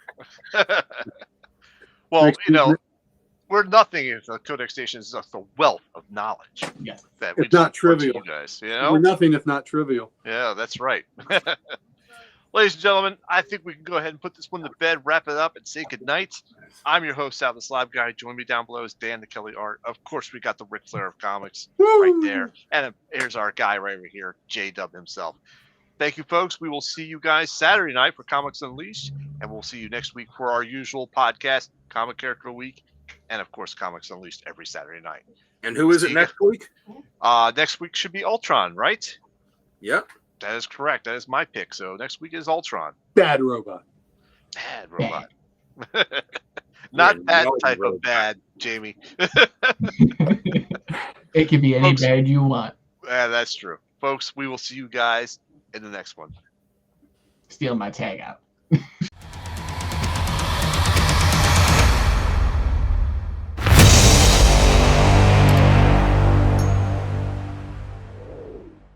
What's up, everybody? Welcome to another Codex Comic Character of the Week. I am your host, Jamie, and with me, as always, we have... That's it, Sal, right there. All right. Yeah. Hey, come check out my corner at Sal's Comic Corner on YouTube and the Slab Guy 77 on Instagram. But also, check out Heroes Corner Comics. Enter the code Codex in the coupon code and get 20% off. Go check out the site. Lots of good stuff on there. Do it now. Yes, and then after, if you can. And then after, yes. also, we got Dan here. Hey, you can find me on Instagram at Dan Kelly Art, or just search hashtag Dan Kelly Art. I post music and art like this crow sketch card Oh, that I just I haven't posted seen the other that. day. That's awesome. Thank you. And yeah. Show the Go Doom. check it Show the out. Dr. Doom. Oh, the Dr. Doom one? Yeah, because I like that one. Show that Lay one. down the doom. Lay This down is the Dr. Doom. Doom one that I posted today. I love the if use of you're your watching shadows in that. future at a previous day. Mm. So yeah, go check it out. Like, share, and subscribe. And bye. Definitely. And the Yeah, man with the plan down below, Kev. Hey guys, my name is Kevin. I created a group over on Facebook called Comic Character of the Day, where we go over a different comic character, a cover, and a question. I try to post some comedy and whatever is relevant to the industry, news, and we do this every day unless I slack, which I admit does occasionally happen. But we're going to be doing a comic book giveaway at 500 members. We're close, and everybody that wants to come in and join up gets an opportunity to actually get some free swag. But as cool as all of our projects are that we have going on, let's go to the most important member of this crew right here and right now. Jamie, what is up, my brother from another mother? Oh, what's not too much. Just glad to be back, guys. Just to let you guys know, too, if you guys have not done it yet, I say it every episode, go check out the codexstation.com, your one-stop shop for everything Codex. Get some merch, meet the team, talk to us, let us know what's going on, what you like, what you don't like, and so much more. Trust me, everything helps that you guys have done so far, from like, sharing, subscribing, picking up merch. It helps the shows grow, helps us become a little bit better. And speaking of better, one quick shout out to Sal himself for his channel. He is growing significantly in the past couple of weeks, and it is amazing to see. Go give him some love and support his YouTube channel being below. Also, with Heroes Corner Comics, remember, Codex at checkout, CODEX, and you guys get 20% off the whole store. But without further ado, guys, we have the comic character of the week this week, and that is Wonder Woman. So, Dan, take it away, brother. All right, Wonder Woman. Well, her first appearance was all the way back December 1941 in All-Star Comics number 8. She was created by William Moulton Marston and Harry G. Peter. She has, as far as powers, she's got strength, invulnerability, flight. She's got her magic lasso of truth. She's immortal. She's fast healing. She's got a cool invisible jet she flies around. Her original origin was that her mother, Queen Hippolyta, the Amazon queen on the island of Themyscira, wanted a daughter, so she sculpted her from clay and was given life by the gods. Later on, it was retconned where she's the actual daughter of Hippolyta and Zeus, which is what they are currently going by. Yeah. All right. That's Now, very cool.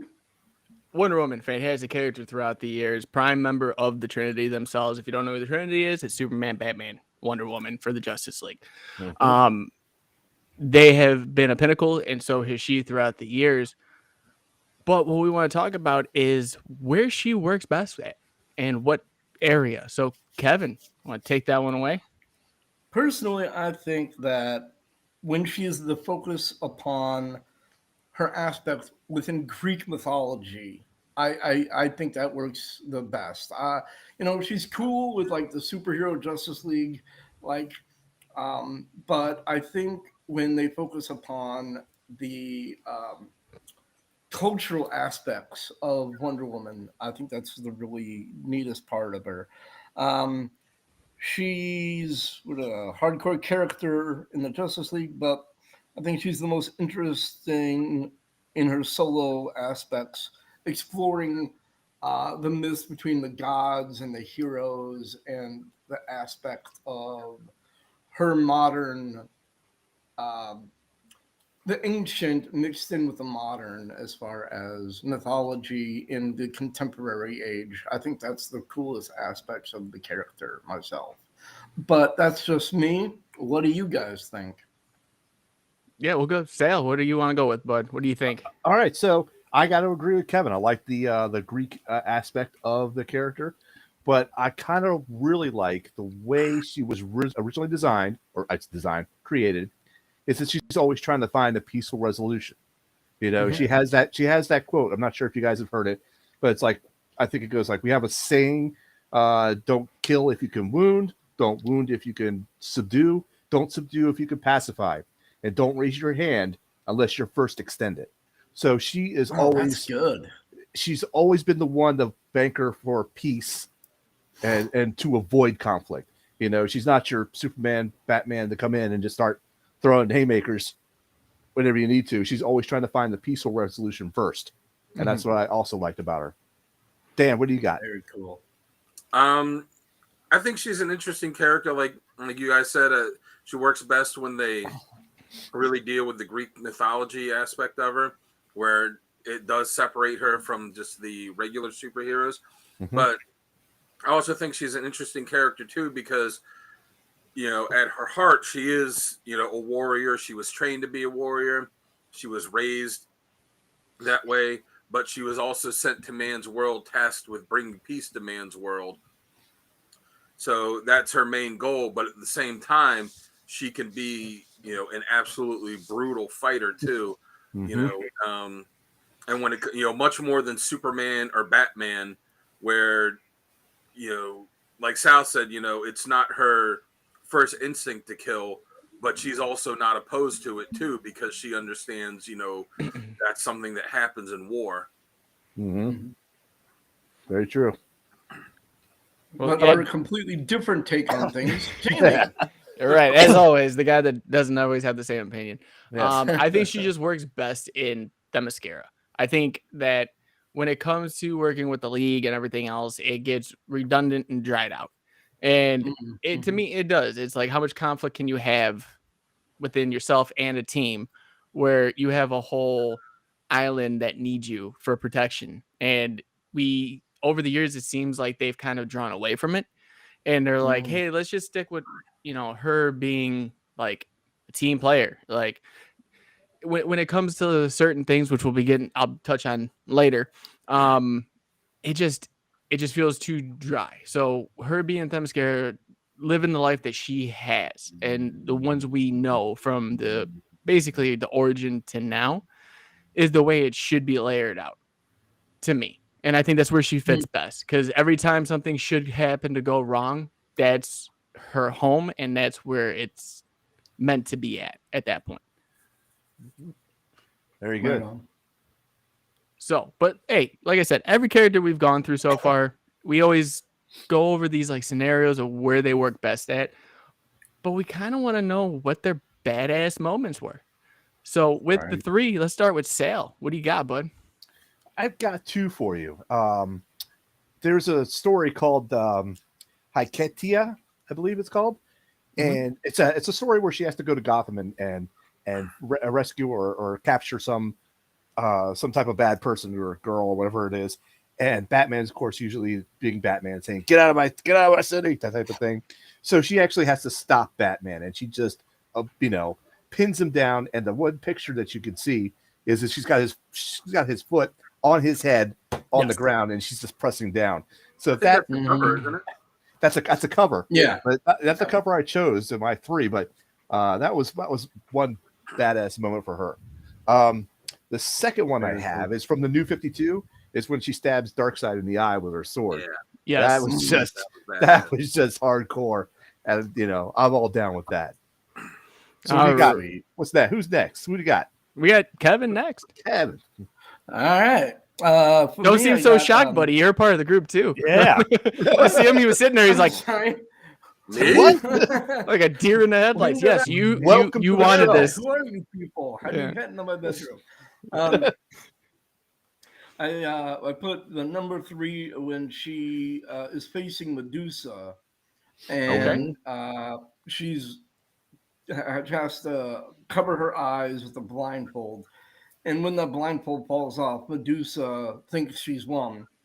Diana, being the hardcore badass that she is, like without hesitation, cuts off a snake from Medusa's head and shoots the poison into her own eyes, blinding herself in order to take on Medusa. I mean, that is so next level right there. I mean, that is hardcore. That is hardcore. And number 2, Wonder Woman is forced in a situation where she has to, in order to kill a big bad called the Firstborn, is in a position where she has to kill Ares. And in doing so, she becomes the Greek goddess of war. I'm like, I just felt that right there really is basically just her fulfilling her destiny. It was like the pinnacle of Wonder Woman moments. But I would agree as with you cool on as that was- one. Yeah. Right? What? But as cool and as amazing as that was, I think the thing, when I think of Wonder Woman, the thing that stands out most in my mind is when Maxwell Lord is controlling Superman, and he's having him just be a weapon of mass destruction.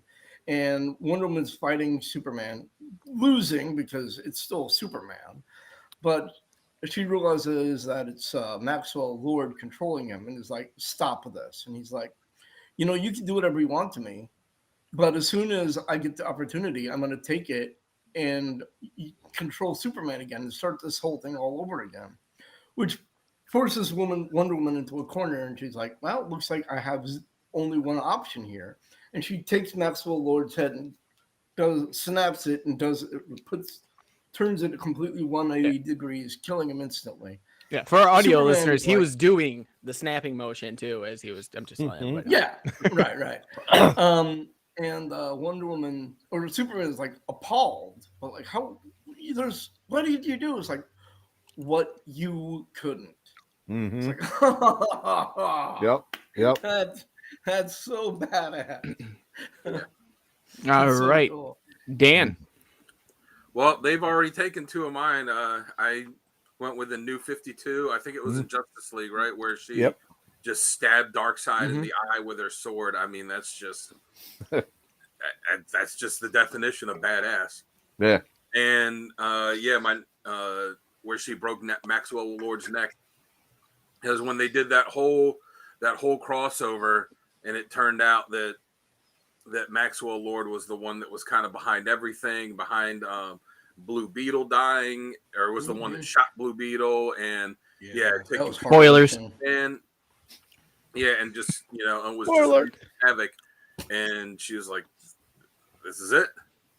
And then the other one I have is from the first storyline from the George Perez series when he took over the book after Crisis on Infinite Earths. It was introducing her. It was like retelling her origin and her coming to man's world for the first time, and the big bad that she's facing is Ares. And it gets to the end, and it looks like Ares is going to win, and she doesn't even have to really. She doesn't beat him at that point by fighting him, and she's just tells him, "Well, yeah, you could win, and you could have, all this, all these people go to war and kill each other, but then what's going to happen to you? Like, you're going to die because all of your people that are your followers are going to kill themselves, and there's going to be no one left to worship you." Right. And he realizes, he kind of like looks into the future and sees it and goes, "Oh, she's right," and he just backs down. Yeah. And she didn't have to. She fought him up to that point, but at that point, she beat him just by reasoning. Outthinking that's him. awesome. Yeah. No, great Forcing point. the god of war to stand down from a war. I mean, Yes, like that is the impossible. That needs to go in an Adidas commercial or Nike. Like, but no. And speaking of Nike, Greek mythology. Mic drop. Oh, look at you. Boom. Yeah, Thank you. So you guys already took one of them from me, which was obviously the Maxwell Lord. That is probably the pinnacle of what everyone who has read Wonder Woman remembers from Wonder Woman in any sense of the word. Most people that don't know, once you see it and once you understand the character, you understand how much of an impact that had throughout all of that medium. It sent shockwaves through readers throughout. My next one is going to be Justice issue 12. And that is the drag down, beat down fight with Cheetah. And that was Alex Ross's work on there, which was stunning throughout the whole thing. Yeah. I think that was, if you want a villain that's well recognized and you want a hero that's well recognized, that would be the one I would go to and try and go read. And number one is every time, to me, this is number one, is when she has to fight Superman for some reason. And the reason I say that is because every time Superman's either taken over by something, he for those who listen to the Superman and the Batman episodes we've done previously, you understand that at some point Superman always holds back for Bruce. Like Bruce even says he will walk through me and kill me. I know he holds back. With Wonder Woman though, there's never been an instance where they gave her a chance to be like, I gotta step back. Like he's gonna run through me. She goes full at him and with his every time. And just is like, are you done yet? Like, can we be finished with this? Like, what's wrong with you? Like, and every time he gets out of whatever confusion state he's in, gets up and is like, I feel like I got hit by a train. Every time. So that's gonna be my number one badass moment throughout all of it, because every time she has to fight, like if she fights Bruce, it's like, oh, when she has to knock the bricks off Superman, it's great. But as always, there's always badass moments, but there's always these sucky areas too. And with that, Kevin, we're gonna go over some criticisms of the character herself. All right, I gotta say, when she is written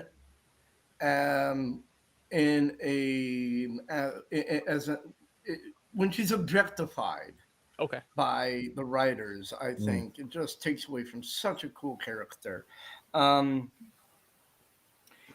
the rope and everything, I know it's easy to get into an area where like it could be, interpreted whichever way, but in doing so, it's really it's really dishonoring the character as a role model for girls and women everywhere. And I know that for a while back in the early issues of the Justice League, they actually had her as the secretary. I mean, come on, that's a little on the nose right there. I thought that was a little bit disrespectful, and I just think that they have moved mainly away from that aspect, but they still occasionally do kind of touch upon her gender, and I think that's really a lazy way to go. I think they should acknowledge her gender, but I don't think they need to do it in a way that is misogynistic in any way, shape, or form at all, ever. And I think that's my biggest complaint is when the writers don't um, live up to the potential of that character. Okay. Awesome. Dan, thoughts? Yeah, I agree with all that. I'll also say, she's had her rough patches in her history. The '90s costume with was it like the biker shorts and the polo jacket? Was in the When they tried changing everybody. Yeah, in the '70s when they took away her powers. But as far as just generally, what I don't like, it's kind of when she's written basically is just, all right, here's female Superman. And Yeah, it doesn't happen so much in her own books or anything that she's the focus of. It tends to happen in like the team books or in crossovers when it's a huge cast and it's just okay, she's got some of the same powers Superman has. She's, kind of on the same power level, and that's, we're basically just going to treat her like that. And as like I said, just generic female Superman, and they kind of get rid of all the cool aspects of her, which is the Amazon stuff, which is all the Greek mythology stuff that goes into her character. When they don't really deal with that, that's where I find that she's not done real well. Good points. Good points. Sal. Wow. Well, you guys actually hit the right nail on the head. They when she's written in a group story, I feel like she's a much watered down type of character, or almost pushed to the side. Here's Wonder Woman. If you read like the team books like Justice League, and then you read the solo series, Wonder Woman solo books, the difference is night and day. She is amazing in her solo books, and there's so much depth to her character in those books, and they just lose it when they go to the team side, and I can't stand that. And the other thing I don't like, and it's similar to what Kevin was saying, is a lot of artists don't know how to draw her properly. And I'll probably take away my man card in this, but when they draw too much voluptuous, it's just not, it doesn't work for me as a Wonder Woman, as a warrior type of person. And it's when she's not drawn right, it detracts me from enjoying the story as it should be said or told. So that's what I have for that. Yeah. Yep. All right. Great points all around as usual, gentlemen. For me, though, it's because you guys hit basically every aspect of it. And usually that's why I always come with something different. One of the things that I can't stand, especially when it comes to Wonder Woman, is the amount of times that she needs to have a romantic entanglement with someone from the Justice League. Like to prove who she is, to prove her strength, to prove everything. Like with Superman at one time, Batman, the way they were trying to do the whole her and Green Lantern back in the 70s, 80s. It was man at some point. It's a little fishy to me. Let's just put it that way. See what you did there. Yeah. No, but it's, to me, like her strength should not be based on the person that she's with. When she's with someone like a Street Trevor, that's perfect to me. Like it's fine. But when you set her up with a literal alien god that can't be destroyed, and you put them two together, no one can stop them. We know, we get it. Move on. Like there's no story to be told here. They win. So to me, it's every time you try to put her in this new romantic era of who's the flavor of the month this month. That's the point that bothers me the most, because you don't need her to be with them to tell a great Wonder Woman story. Right. Yeah. Exactly. So. Yep. But yeah, like I said, great points all the way around. But we are going to get into some of the best covers out there that we pick. And remember, guys, this is all subjective. This is all our opinion. So take it with a grain of salt. Even for the new listeners, this is somewhere you might want to pick up, start, take a look into. Definitely try that. But before we get into that, guys, if you want a great cover, go check out Heroes Corner Comics, guys. Yes. From back issues to slabs to variants to current comics and pulls. Everything you want is right there. And if you use Codex at checkout, you guys save 20% off for as long as we're doing this. So get going. Mhm. Promise you. So without Do it. further ado, we are going to start with Kevin Hello. on this one. All right. I gotta say, I think let's see. Let's go with Wonder Woman number 72 on the far right there. That's just such an iconic picture of Wonder Woman. I think the perfect amount of Greek influence. The hair is very Mediterranean. Just kind of just iconic. And then on the far left, that I think is such a great picture of Themyscira in the background. The pictures of the women warriors, it's just a Wonder Woman iconic like background feel.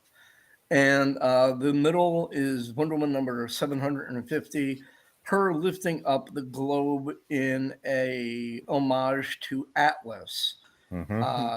Kind of has the suggestion of having the weight of the world on her shoulders, as well as displaying her being capable and strong enough to lift up everything.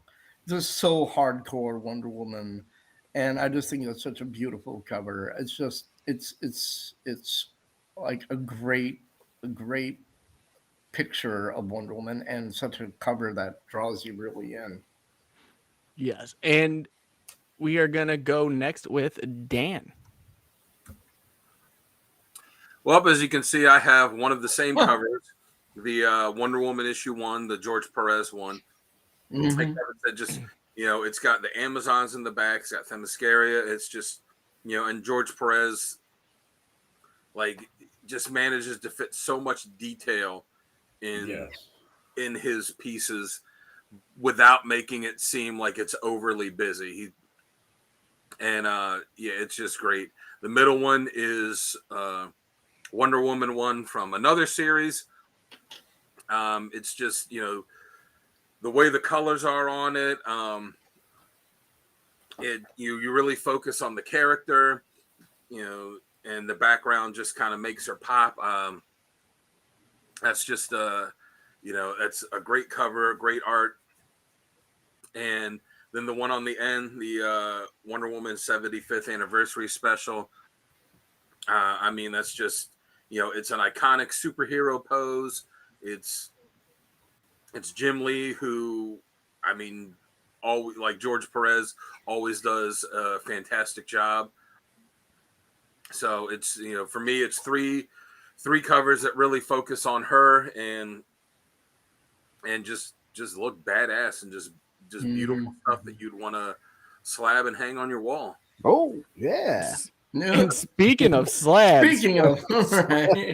Nice segue. Yeah. Nice. Sale. I love it. All right. So, hey, look at that. So what did we batted 2 for 3, 2 out of 3 on the covers, guys. Good job. Nice. So for until we get to Jamie. I know. Jamie's always an oddball.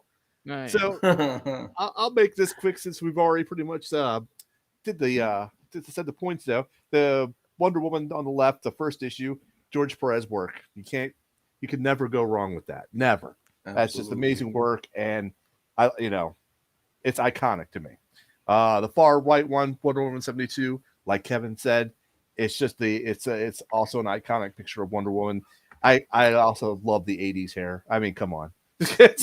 It just rocks for me. But I also like the weapons and the shield and the helmet in the background. Yeah. That just makes it pop for me. So the last one here, so the Rebirth Wonder Woman story. It's just a good classic cover with her, the sword and the shield.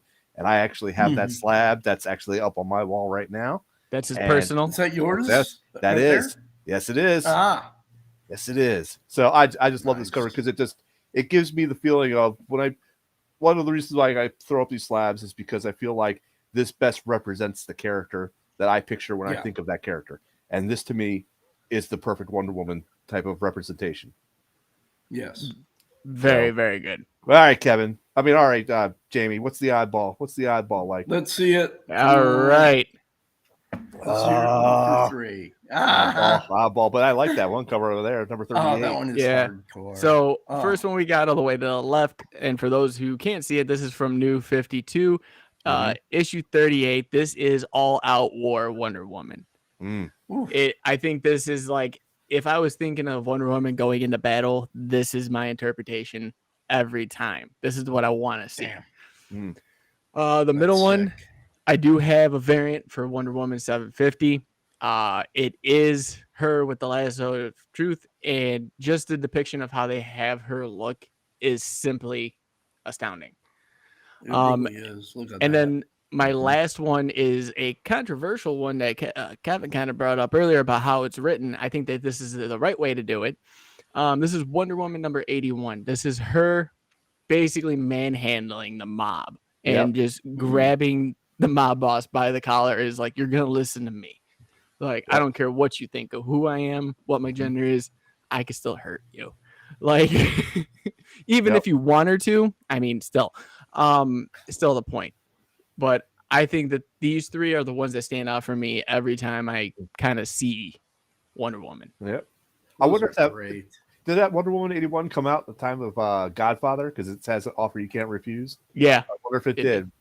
70s. Yeah, it was around. That looks 80s. To It me. does look 80s to me though. Yeah, Maybe Godfather 2 or 3. It might have been like an interpretation for it. Yeah, I think one of the sequels were coming out during that time frame. probably so. It might have been around the time of Goodfellas. Oh, that's also true. In the back. Yeah. Very good. Good covers, guys. Yes, that one, Jamie, of Wonder Woman, the first one with the armor, with the whole, that is beautiful. Yes, I have that, and I got that signed too, which is Nice. I love it. Very cool. But that's so cool. Obviously there's always great covers, but there's even better stories inside those covers. Yeah. So let's get in to some of these stories that we pick. Again, everything we have is our opinion. It's a place we think you should start if you're listening or watching this right now. So go check them out if you guys can. If not, find your own. That's what we love about comics. There's always a place to start. So we're going to start off with Kevin. All right.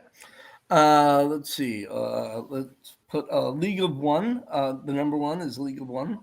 Wonder Woman takes on the entire Justice League in a run that feels kind of like an epic poem going back to the ancient Greek mythology and not the style of Homer, the Iliad or the Odyssey, but kind of just that feel of an ancient mythological storyline. So, such a great run. Number 2, Wonder Woman, Gods and Mortals. George Perez sets up the definitive Wonder Woman character in story and history. If you have to pick one of any of these, I would go with Gods and Mortals if you're interested in learning who and what Wonder Woman is all about. And number 3, Eyes of the Gorgon from Wonder Woman 1987. 200 and well, it didn't take place, but that's the story didn't take place in 2000 or 1987. It was that run, but it was numbers 206 to 213. That's the one where I was saying about the run where she goes up against Medusa. And that entire run with Greg Rucka's writing was just my favorite run of Wonder Woman ever. But that story right there was the one that's like sold me on how amazing Wonder Woman actually was. And it just, all three of those are great. If I were to recommend any Wonder Woman, those would be the ones. All right. Dan is up next. Well, the first one is Earth 1.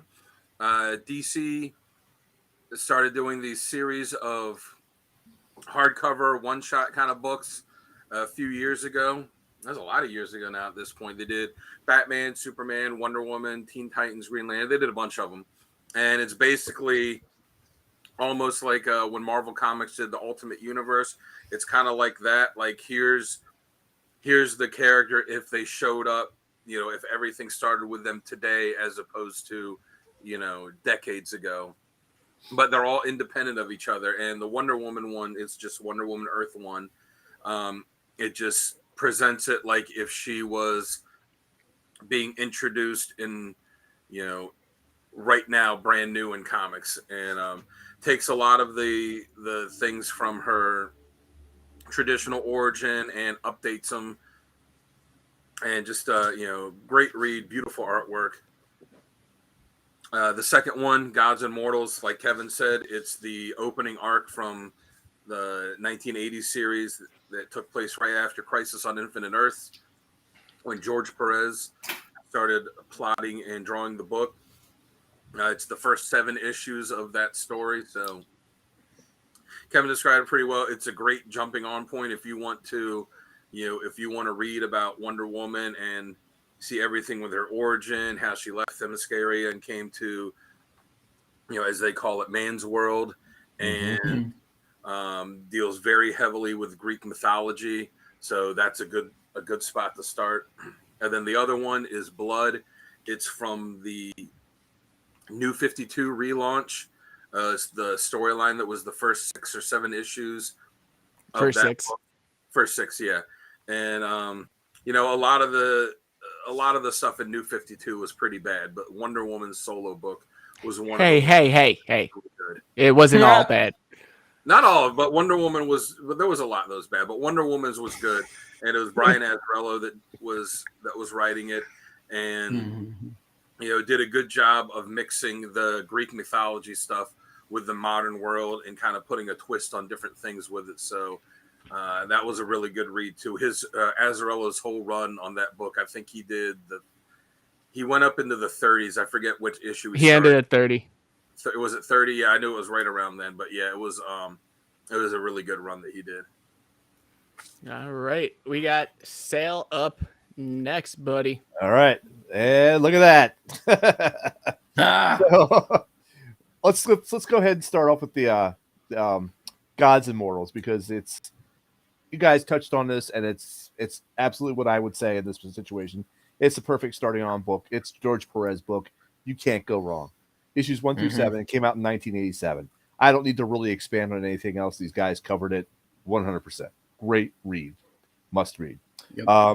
The next one I'll go with is Justice League, League of One. So this one I like because also it, like Kevin said, it integrates some of the Greek mythology back into it, and she has to, there's a prophecy about a dragon about killing everybody, and it's a prophecy of the death of the League.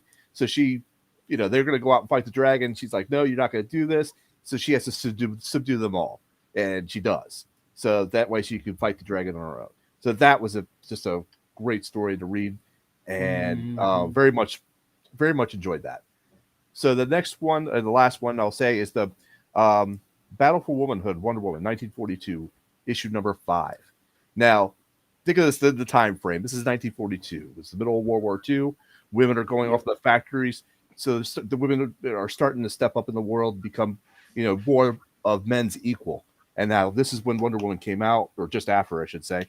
So this is her proving to the world that women can be men's equal.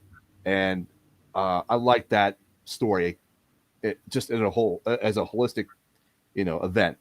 So it's definitely one that should be read, and you have to really think of it written when in that time frame that it was written in. So that makes it more epic to me. Yes. Absolutely. All right. Yeah. Jamie, what you got? Oh, I got the fun as always. Okay. So first up, I have Wonder Woman War, and this is from New 52. This is when David Finch took over the book from Brian Azzarello. This is that cover that I showed you guys the start of, and it is her just unleashed. Mhm. the entire book. It's great from that point forward. If you guys want to see a different side of Wonder Woman, just lose like with no care, no control, this is the one for you. Next up, I have the 12 labors. It's almost like trials, especially within the mascara itself. So if you want that kind of origin retelling and everything along those lines, this is the book that you want to kind of go towards. For me, for instance. And lastly, I threw in a fun one. It's a 6-issue mini. It's The Brave and the Bold, Batman and Wonder Woman. And now this is more of a team up book, but it shows a lot more of Wonder Woman's side of things, especially with Greek mythology, witchcraft, wizardry in there. You got Batman, and then you have this cool little romantic thing with her and Steve Trevor at the beginning, which really catches your eye. These are the 3 I would go with if you were trying just to jump in. Great price points on them, so that way it kind of encourages that as well. Good. Yeah. Awesome, dude. Very good. Yeah, very cool. And as always, guys, with these stories comes great artists and fantastic writers. Some maybe not so much, but With we are great going to stories talk comes great writers. and responsibilities. And responsibilities. There it is. But Dan, why don't you go over your top writer and artist that makes you think of Wonder Woman when you see her read them? For me, writer, I'm going to go with Brian Azzarello. Like I said, he wrote the first 30 so issues of New 52. When they the greatest thing that ever happened to DC. Yeah. And yeah, I like the way that he really balanced dealing with the Greek mythology stuff, but mixing, but kind of putting a twist on it and mixing it with the modern world. And you know what? I actually, even though she's got that classic costume, I liked how the New 52, how they took the gold out of it, made it silver. Mm-hmm. Yeah. So it was red, blue, and silver. Like I thought that really worked good on her costume. And for artists, I'm gonna have to go with George Perez. I mean, that guy. Absolutely. When he took over that book, it was, she was, even though she was, like Jamie said, the Trinity, one of the big 3. She was definitely the third in that. Yeah. And he had just come off of doing Teen Titans, which was rivaling X-Men for the best book at the time, or highest selling book. He had just come off of Crisis on Infinite Earths, and was what major mega thing is he going to do next? And he found out John Byrne was taking over Superman, and there was no one for Wonder Woman. He said, "You know what? Let me take Wonder Woman," and he just he was on that book for a long time, and his artwork is just beautiful on it. And when I think of Wonder Woman, that's what I think of. Mm-hmm. Very cool. All right, Sal. Absolutely. All right. So for my guys, like with Dan, best artist, George Perez. You cannot go wrong with that. I mean, that man's work is phenomenal. I could never not recommend any of this stuff. It's great. Yeah. For writer, I go with Louise Simpson. I believe her stuff was very good, very well written, and brings out the best of that character. Absolutely. All right, Choices. Kevin. All right, I'm gonna be the Jamie of this. Look out! Oh no, go different. For my writer, once again, I got to go with Greg Rucka. His take was just so engaging. I thought it was so interesting and so great. I hadn't really read Wonder Woman before his run, but I fell in love with the stories and the character through his writing. And the artist, I mean, you got to go with George Perez, but I'm not going to go with George Perez. I'm going to go with Phil Jimenez. Yes. His art kind of just like is the Wonder Woman to me. So very good. Jamie. All right. So for writer, I gotta go with Jeff Johns. And I'm going with that because of how well he wrote her as her own independent character throughout the New 52. Yeah. You can't go wrong with that. And then as far as an artist goes, that issue 38 guys. Come on. Yeah. Like I gotta That go I gotta go with David Finch. Yeah, Like yeah. that whole run, he made her look on point, and it was Right. amazing. Yeah, that was pretty badass. That Yeah, was. Finch puts out some really great stuff. Well, what messed me up too the whole time is there's Meredith Finch and David Finch on that same book. Mm. So it's the Finches running that. Related? So Related I or don't know. not? I don't know. I never looked I into would it. I was always guess. just like I thought it was kind of like when Grayson wrote Nightwing. You know what I mean? Yeah. Like you were waiting for it. I wasn't gonna say it out loud, but no, it was kind of like one of those. But guys, I hope you guys had enjoyed the show today. It's been a great know I one. did.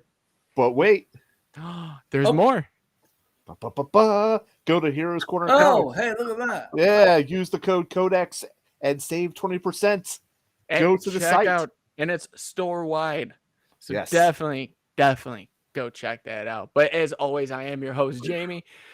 Guys, with me as always, and probably till the end, we got Sal.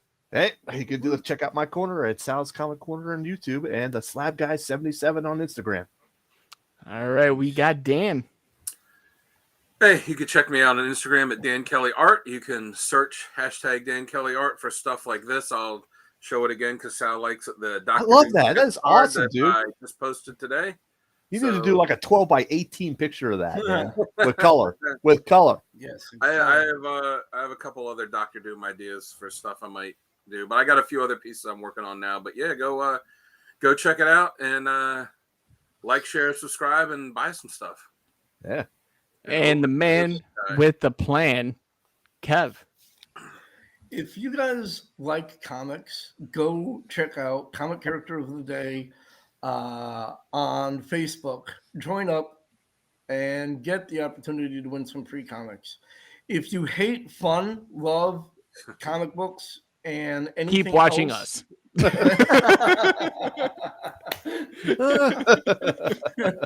That's a good one. That being said, let's bring it over to Jamie. Guys, as always, you guys hear it every episode. Go check out the codexstation.com, your one-stop shop for everything Code X. Trust me, you guys are missing out if you guys have not liked, shared, subscribed on any of it, because there's a lot of people that have, and we got a great community. Same great community that we happen to have, a Comic Character of the Day. Go check them out. The link will be down below.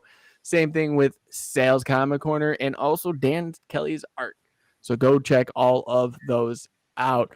Last plug of the day, guys. Again, go check out Heroes Corner Comics. I'm telling you right now, save 20% off with the keyword CODEX, CODEX. I'm telling you, it's store wide. Go check it out. But as always, guys, it is good to be back. And you know what I'm about to say. Always be kind to one another out there. You never know what anyone's going through, and making someone smile can change the course of their day or their life. So always be kind. And we will see you all in the next one. Much love. Peace.